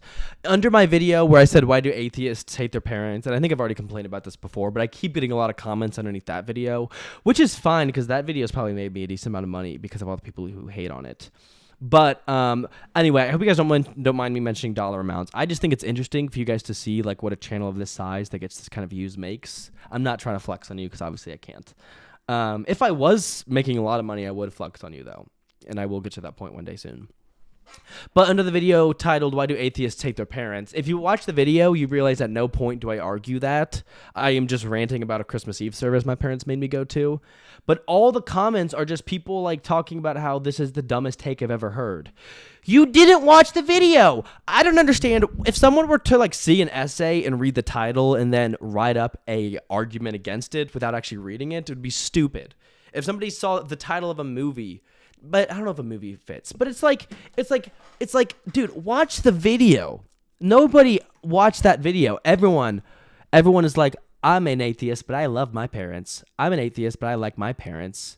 This title is dumb, which is valid. If you want to call it stupid, that's fine. But don't. Someone said, what a terrible generalization. You're mad that people don't support what you support. Just because someone doesn't believe in a higher power, it does not mean that they are the same as everyone else who doesn't believe in a higher power. I don't quite know what he was trying to say there, but who are you talking to? That's not what the video is about. I know that my video titles can be a bit of an exaggeration. Like I talk about being evil, and it's because I didn't pick up a plastic. Like I know I'm exaggerating to hook you in. I'm trying to get you in here. I'm trying to keep you. So watch the daggum videos. People are so dumb on the internet because they get so worked up over something they made up in their head. I'm not saying that all atheists hate their parents. I'm saying that I wonder if one does, but they hate their parents because they made them. I don't even need to explain the joke to you. Go watch the video. I'm pissed now. Guys, thank you so much for watching. Again, this video was really good for about 10 minutes, and I hope you kind of just remember that part. Because I just hope you remember that part. Just remember the good. Please, no, it's in my best interest if you guys remember all the good stuff I do and forget kind of all the forgettable stuff. Because I'm going to be doing this daily, and there's going to be plenty of forgettable stuff. But if you just remember the good stuff, then you'll like me a lot. Okay, you all, seriously, man, you all have a great weekend. Seriously, you all have a great weekend. I know I'm going to. There comes a point in time when you can't just write all the dumb little poems and make all the goofy little videos all day, every day. La-di-da-di-da, we live in such a happy, healthy, perfect world. No, I got bills to pay. I'm trying to stack bread. I'm trying to get so wealthy off this that I become so hateable. Oh my goodness. I'm going to go, the dream is to go from like being one of the most relatable content creators out there. So many people inspired by you, your journey. They feel so connected to who you are. And then you take those people, you dump them in a garbage bin, and you make them eat your dollar bills that come out of your rectal cavity. That's the dream, man. That is the dream. And look, here's what we're going to do today. Here's what this video is. I try to make a video every single day. Usually they're just a couple of minutes long. I'm doing some random bit that comes to mind. Today, I went to the library after work for about 30 minutes.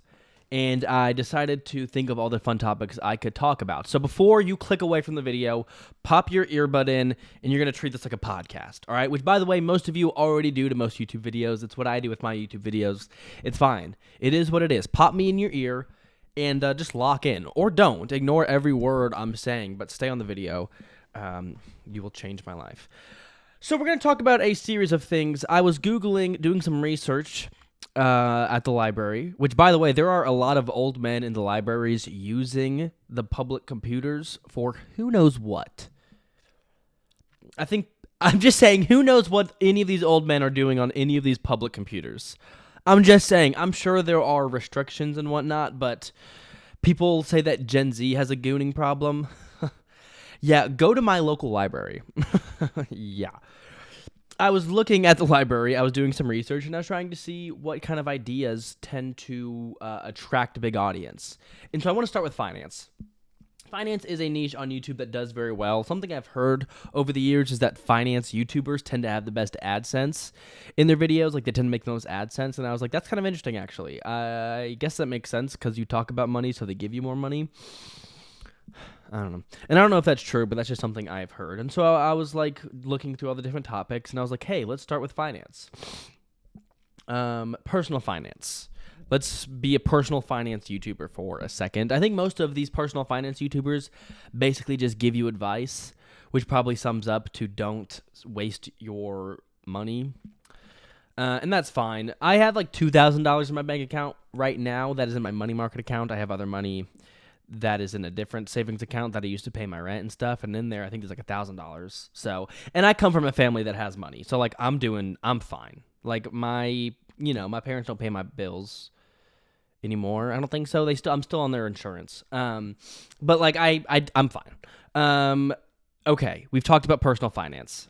Oh no, there's some other things I've written down. I don't know what to talk about with personal finance. I don't make a lot of money at my job, but I don't have debt because I was set up very well by my parents. So that's just my reality. I invested in NVIDIA like 7 years ago. When I was in high school, I had this like stock market thing on my phone. It was one of the stock market apps, and I was like, I want to invest in the stock market. And I was doing some mutual funds, and I was doing some individual stocks, and I was playing around with like a couple $100. And I think I threw $50 in NVIDIA back in like 2018. I sold it, I think, in 2023 because I was going to delete the app, and it was like connected to my dad's money, and he was like, you're an adult. Why do I have your money? And I was like, excellent question. And so I ended up just selling everything, and I haven't gotten back into the stock market yet because I have been saving up for my emergency fund. That's baby step one, according to that bald loser. I don't know. I've met Dave Ramsey before. I have a picture with him. I don't really care about him. There's another guy on the internet, though, who I do want to talk about for a quick moment. His name is Caleb Hammer. And then after this, I'm going to tell a relatable story because I do want to be relatable. His name is Caleb Hammer. And if you don't know who Caleb Hammer is, I highly recommend you check out his YouTube videos. If you do know who Caleb Hammer is, then you either probably are a fan of him or you hate him. And whichever one of those camps you fall into, you're going to enjoy this. Because first of all, we can summarize the Caleb Hammer YouTube channel with 4 words. Rude to dumb people.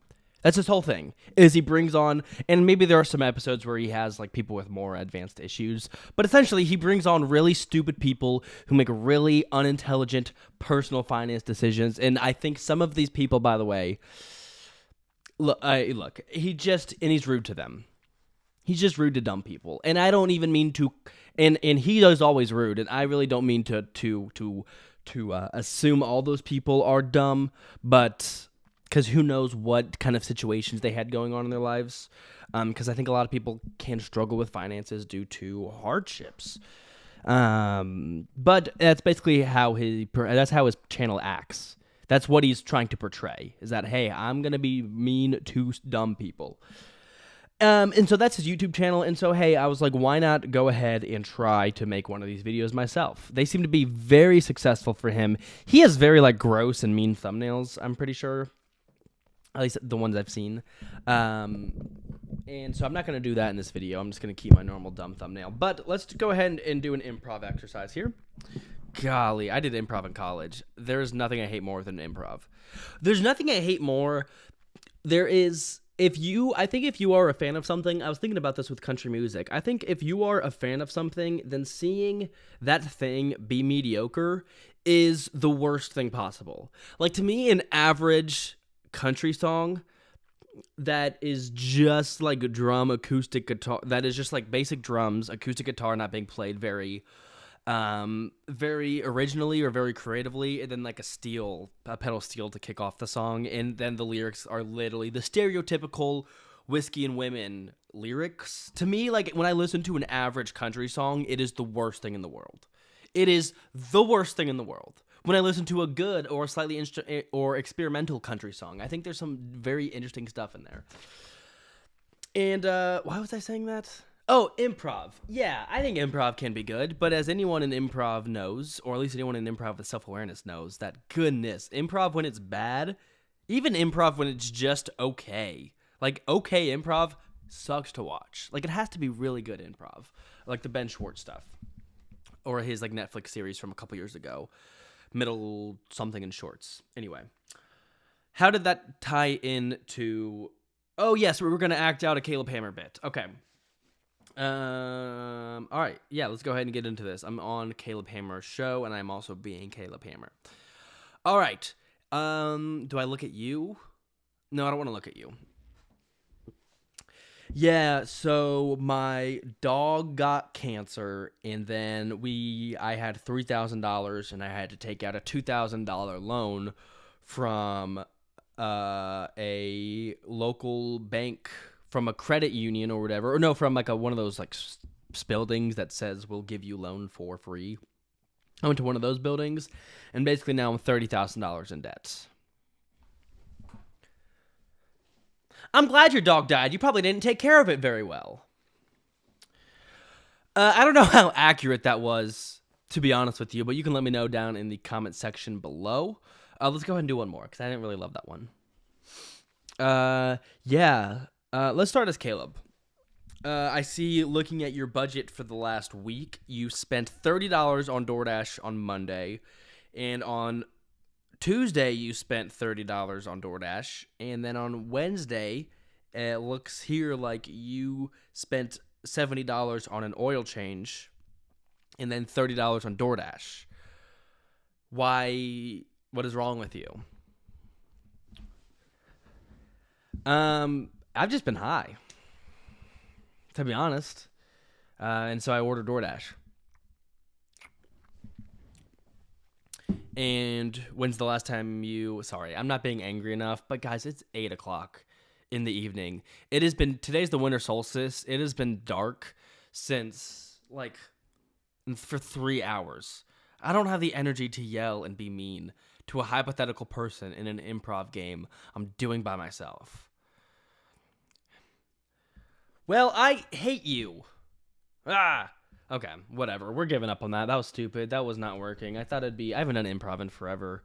And I just, whatever. Forget it. Forget that whole thing. It never even happened. You guys ever go to buy something and then you get to the register and your debit card declines, and then you have to stand in front of them pulling up the banking app on your phone and then transfer like $20 from your savings account to your checkings account right in front of the register, but you have to sit and act like something was wrong with your card, and so you're trying to figure out, wait, let me check here. That's not right. Or sometimes I do that with my debit card, and then I'm like, wait, whoops, wrong card. I don't know why that wasn't working, and then I just use my credit card. You know what I mean? That's the personal finance thing that I go through every single day. No, not every single day. A lot, especially in college, that happened quite often. I'd be like in the drive-thru at Cane's, and I'd be having to like transfer money. But then the the data is not working very well, so it's like a 3-minute process. Anyone else relate to that? Okay, we've done the finance thing. I think we've hit that pretty hard. I think we've tickled that testy, right? So let's move on to Mr. Beast. We know that Mr. Beast everyone talks about him. Quite frankly, I just am not interested in anything he has to do. I don't keep up with him. It's better for me if I just tune out. But I still know enough about what he does because I used to watch him, and you can't escape what Mr. Beast is doing on the internet. And, I wrote down that I already do the Mr. Beast yelling thing. If you watch, I don't know if I've yelled in this video, but if you watch a lot of my other videos, I kind of yell, and that's literally all he does, the whole video. In this video, I gotta like, that's a Mr. Beast video, basically. My dad, though, I was at dinner in Nashville. My sister lives in Nashville. I have grandparents who live in South Carolina. And so we kind of like meet in Nashville so we can see my sister and we can see our grandparents for the holiday season. And we were at one of these dinners. You did not need to know that context, and yet I gave it to you. So I'm expecting a thank you. We are at dinner, right? And my dad, at one point, we were talking about internet stuff. We were talking about everything. It was like me, my dad, my brother-in-law, and my sister were kind of like yucking it up on one side of the table. And at one point, my dad asked me, so who is Mr. Beast? What does he do? And I kid you not, this is not exaggerating I'm like, I actually did this. And I was being fun. I was trying to be funny in the moment, but also I was being 100% genuine. This was my reaction. My dad, my 50-something-year-old dad. So what is Mr. Beast? I have been waiting for somebody in my life to ask me this question. Like, do you ever, because it's one of those things where like if you're on the internet, there's so much brain rot. You have all this junk living in your head that is so useless. And so to hear somebody ask me what Mr. Beast does, it was therapeutic. I had so much pent up junk that I needed to expel out of me. It was a beautiful moment. I explained that he's a YouTuber. I explained that he basically just sells products and how his videos essentially just work as advertisements these days for his products. My sister chimed in, said that he has an amusement park in South Saudi Arabia. And it was such a beautiful moment. For about 5 straight minutes, we explained who this guy is, what he does, why his videos kind of suck these days. My other sister's boyfriend from across the table was like, his videos kind of used to be good, like way back when. And I was like, yeah, like back before COVID, you know, when he had like, it was kind of like a couple dudes kind of doing stuff. And he was like, yeah, that stuff was kind of good. And I was like, yeah, probably I would think it was pretty good. I watched those videos. Now, granted, I was also, and him and I were both in high school. We were younger. So I think his videos clearly appeal to a younger audience, which is something that I explained to him. But I was like, yeah, he's the biggest YouTuber in the world. He spends, my dad was like, is he worth $1 billion? And I was like, I bet his company is. I'm like, yeah, I'm pretty sure his company is. It was awesome. It was so cool. If you ever have the chance to explain who Mr. Beast is to a parent or to just someone older in your life, highly recommend you doing it. A very fun and interesting 10 minutes. And I think the coolest part was that he actually understood. We explained all these things to him, and we were kind of like, it was kind of information overload. I was worried about, because again, we're explaining his YouTube channel, we're explaining all of his products that he does, we're explaining what his videos are, which is like game shows or like just a bunch of money stuff. And we got to the end, and it clicked with him. He made sense. He was like, oh, okay. Now I know who Mr. Beast is. Was he interested in his content? No, he's not a child. But he got it. He understood. All right. Sweet. Oh, my goodness gracious. We are almost 15 minutes into the video. There are other people who are way better at talking for way longer. To the day I die, Dan Henschel is the best YouTuber on the planet. And he honestly did kind of inspire me to just start talking. Because I was, anyway, different story for a different day. It mentioned that music was something that I was, again, as I was sitting in the library surrounded by old gooners, or I don't know, I think one of them was like looking up articles about the Grateful Dead, but of course he was. And I'm at the library, and I'm just looking up what are popular YouTube topics or like popular things to do on YouTube. And it basically just gives you the most generic laundry list you've ever seen in your life. But one of them was music. Do music stuff. So I bought this bass guitar maybe a year and a half ago, and I've gone through spurts where like I'll play it for like 4 or 5 days in a row, and like I'll start to just get my hands familiar with the instrument. Because that's what a lot of it is, just kind of getting yourself familiar and comfortable. And then I take like 3 months off. And I don't know, it's something that if you can get yourself into the habit of, it's super common to pick it up. And now that I'm making this video, I'm going to watch Monday Night Football as I upload this. And once that is uploaded, I'm going to fart around on this bass guitar. Because I think, I'm a big poetry guy. I've never shared this idea with anyone. I have with a couple people. How about that? I've been big into bluegrass recently. I work in kind of like the bluegrass industry, and those people are like such good musicians that it really is inspiring to kind of like do something on your own. Let me put this away. No, I'm not going to put this away. But also I heard something from John Mayer a while ago where he talked about how like, would you rather be like, he was talking about how he was kind of doing stand-up comedy, and he got to the point where he was like, well, I could either be like the 10,000th best person at stand-up comedy, or I could be like one of the best people playing the guitar. And kind of this idea of like, which did I want to focus on? Well, I want to focus on the thing that I'm great at. And I think that is really good advice. I think sometimes I could use advice like that as an excuse to not try new things. I think that I'm really good at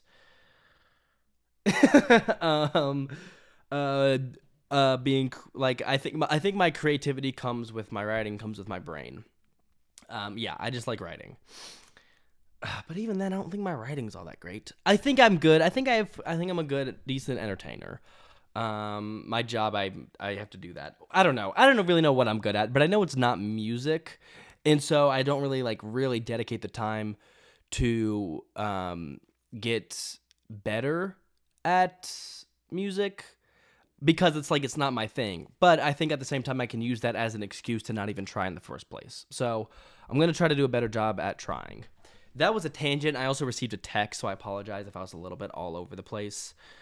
My gal is on a cruise and is trying to text me. We'll get back to her later. She's fine. Okay. Let's get back into this. Another we're 18 minutes into the video. Awesome. And I'm going to stop referencing how far we are into the video because it's not, you don't care. You're not even listening at this point. Technology was another one of the topics that I recommended. Again, I also think technology, I think a lot of it has to do with, which companies are advertising on which channels and everything. But I believe that technology is another area on the YouTube platform that typically does very well when it comes to AdSense revenue. Guys, I don't care about technology. I mean, I appreciate the technology around me that makes my life easier, but there are a lot of people who really kind of follow it. And that's just not for me. I majored in digital media. Broadcasting and digital media was my major. It was kind of a blend of what old school broadcasting programs looked like when television and radio were big things, and a blend of social media stuff.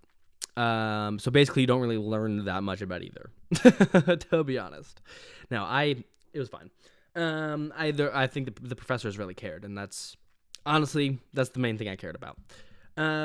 But when you're in that, it's kind of like a world of cameras and audio equipment and video equipment. And our professors told us hey, stay up to date on the technology that's coming out. And a lot of kids in my class would get to talking about cameras and whatnot, which makes sense where I was a video focus. The whole video thing is done with cameras, unless you are me and you basically just do it all on your laptop camera. Or at work, I do social media stuff for my work, and it's mostly on my iPhone camera. But everyone was talking about cameras, and I just could not get into it at all. I also wasn't that into video.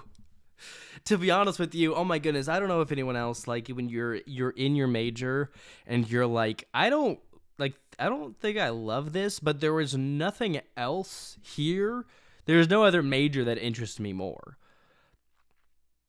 I got very lucky with my job that I do a decent amount of video skills, pretty simple editing stuff, and then I do personality driven stuff. But basically, I don't have to do that much tech stuff. And it was tough being in my major because I was I don't like any of this tech stuff. I'm not that interested in videography as an art form. I think it's cool, but making movies, zero interest in that. Making television, zero interest in that. Doing digital marketing all the time, not that much interest in that, even though it is what I do, and I find it interesting enough. What was I talking about?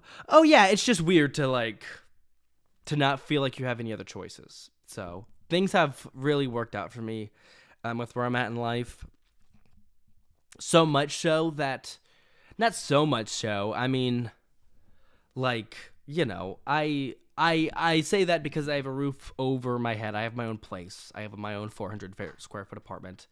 And I work a job that, suits my talents really well. Even if it's not going to, make me rich, And so, I feel very blessed with where I'm at in the moment. It's tough, though, when is it time to move on?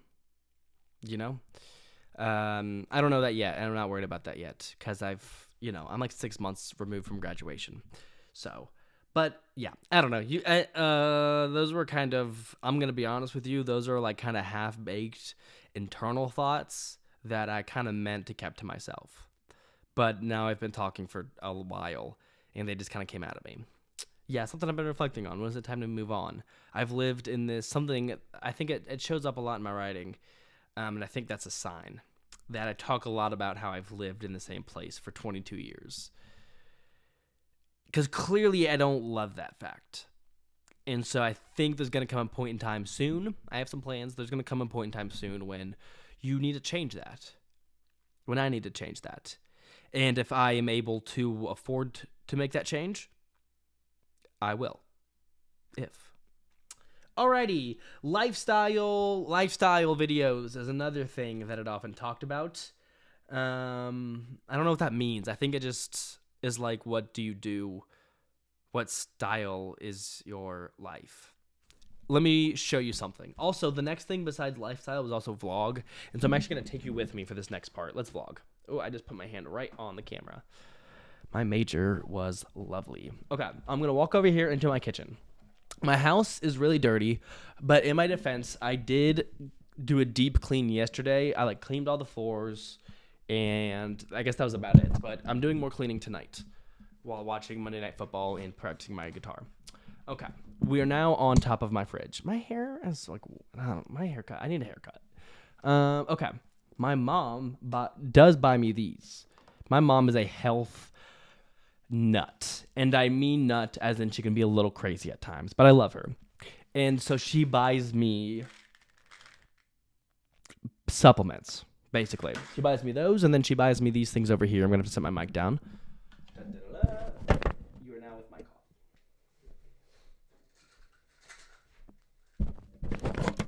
So essentially she buys me, these are multivitamins. Those are fish oil, basically. And from these really fancy bottles. And because she wants me to live a long time. And she does all she knows that her biological clock is 15 years younger than her actual age, whatever that means. And I think that's cool. So I want to show my mother that I love her. And so let's take these supplements real quick. But first I do have to grab a beverage. I hate vlogging.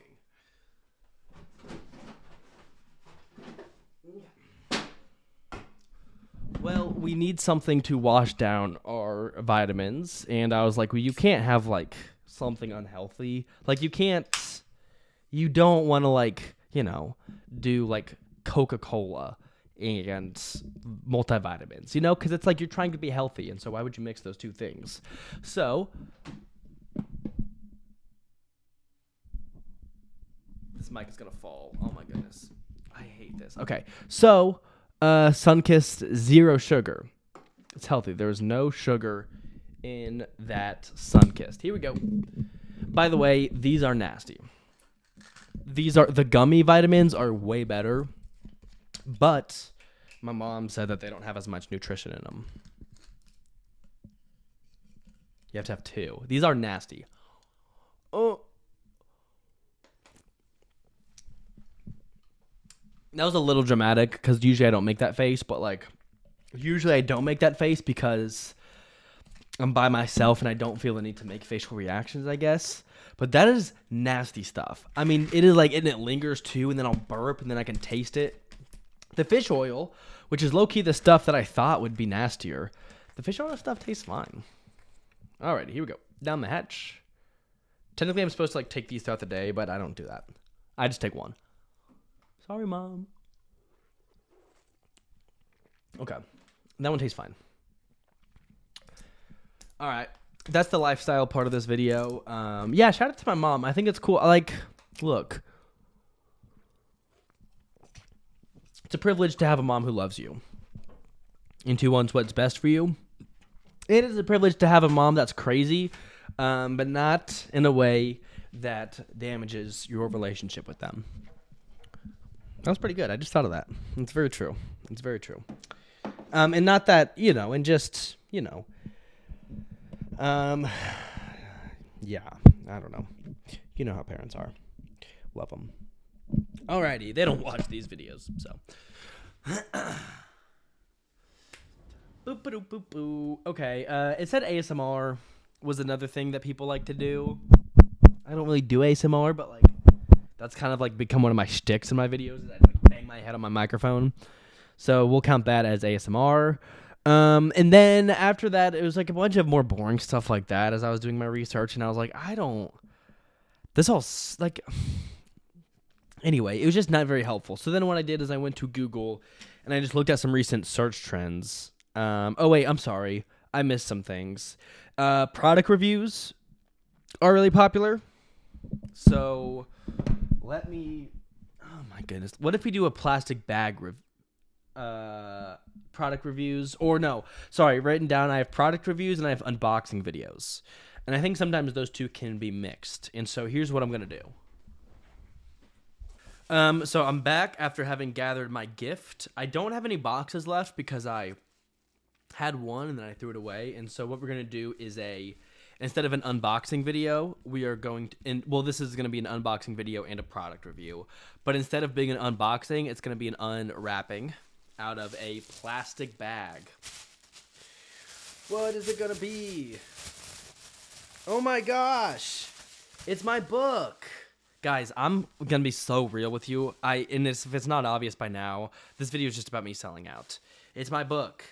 It's sold it's like a couple people have bought it. And so shout out to those people. If you're one of those people who are watching this, leave a comment. Shout out to you, man. Product review. I think it's okay. I think there are some good moments in here. I think I like what I was trying to work with overall.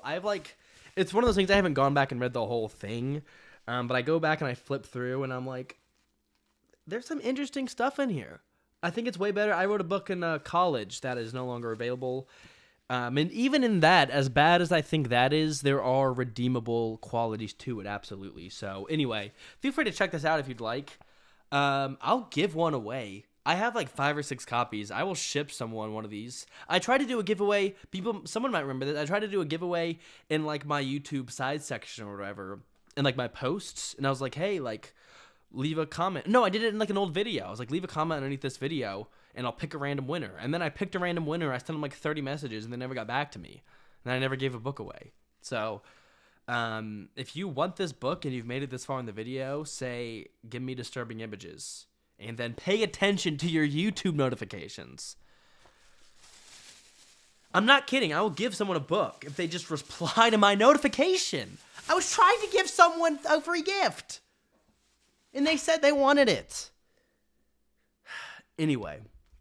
Alright, I think we're kind of getting near the end of this video. Other things I wrote down. Oh yeah, product review. Usually you give it like a star. I'd say 3 out of 5 stars. I'd give my book 3 out of 5 stars. I think there's some decent parts in it. I think it probably could have used a little bit... I don't know if it could have used more attention to detail. I think it could have. I think it just could have used a bit more. I think it could have used more, not more aging. I mean, I'd been working on the thing for like a year and a half. It's just not, it's not the perfect masterpiece that I maybe was hoping it would be, but there's some decent things in there and there's some interesting concepts. And I do think like some of the little things could have been cleaned up. Okay. Alrighty. Fitness. No, let's talk about fitness. I go to Planet Fitness. In my book, I have a poem about Planet Fitness. And what's funny is that I had never been to Planet Fitness before then. Because in high school, I didn't really have a gym membership.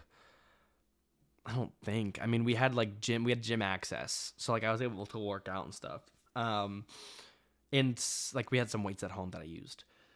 And then I got to college, and you have a college gym. So anyway, I wrote a poem about Planet Fitness, having never been to Planet Fitness.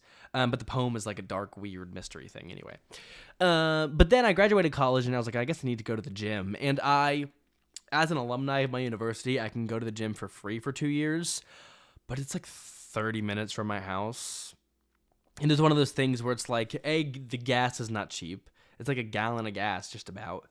And also, like, I don't want to drive half an hour. I'm less motivated to go to the gym. So anyway, I pay $15 a month to go to Planet Fitness. I go 2 to 3 times a week. I usually will hit each muscle group, as in I'll do like chest and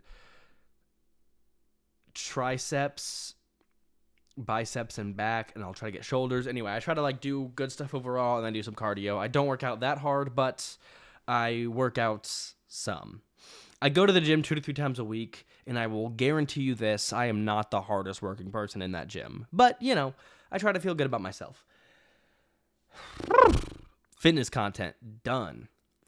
And that's like my advice to people who you're like, I hate the gym. Me too, to be honest with you. There's all these like bros who are like, oh, you gotta go to the gym. But I don't know, just walk. It's fine. Just take care of yourself. There's no excuse not to take care of yourself. Well, there's no excuse not to take care of yourself. There's no excuse. I mean, like, I don't know if that statement feels a little bit generalizing, but you owe it to yourself to do the best you can. Okay, whatever. I don't know. Sometimes you just say something and you're like, goodness, someone on Twitter is gonna eat me alive. You don't know what it's like to have depression all day, and so don't shut up about trying. What was even the quote I said originally? Anyway, I get it, man. Life is hard. I think there's a lot of people on the internet who are very like stern and firm about all of their advice and all the things you need to do, or who are very like maybe aggressive. And I guess I'm thinking about like there is some stuff of like the gym culture that can feel a little toxic. What am I even? Shut up, dude. I'm not even talking about anything. I'm ignoring everything. Ignore everything I just said. What a waste. There have been some good parts of this video. I think there have been some very strong parts of this video. There's been other parts of this video that have just gone off the rails. It's a lot like my book, Disturbing Images. Also, go check me out on Substack. I'm like putting a couple poems up a month over on there. Follow me on Instagram. I need people from high school to think I'm cool. Okay. And even that is a corny thing to say. I am kind of interested in like doing this like musical project where I want to learn. It's why I want to learn how to play the bass guitar, because I was like, I feel like I could do something with like spoken word, like poetry and other things. But like then I just picture myself being Hobo Johnson. It's like So I don't know. I think sometimes I try to be more than just like a really corny white dude. I think in a lot of ways that's all I can be, but I do think I can. I don't know. I try not to be very self-serious, and so I think that helps a lot. And like I'm gonna be corny. It's fine. I don't know, guys. I think I'm done. I'm kind of falling apart these last couple of minutes because I've kind of lost my confidence. I've kind of lost my focus. The only other thing I had written down was K-pop Demon Hunters. Not even a joke. It's the only other thing I had written down. Right there. One night I was hanging out with my friend from high school, and he made me watch it with him. And it was like the 4th time he'd ever seen it. And he made me sit down and watch it with him. Yeah, it was fine. I don't know. Okay. Y'all have a great one. I don't know how long. 36 minutes. Dude, if this video doesn't get at least 500 views, I would like to be able to move one day. That's the only reason why I'm making this video. Literally, I'm not even messing with you. I'd like to move one day, and so I need my videos to do better online. Okay, y'all take care.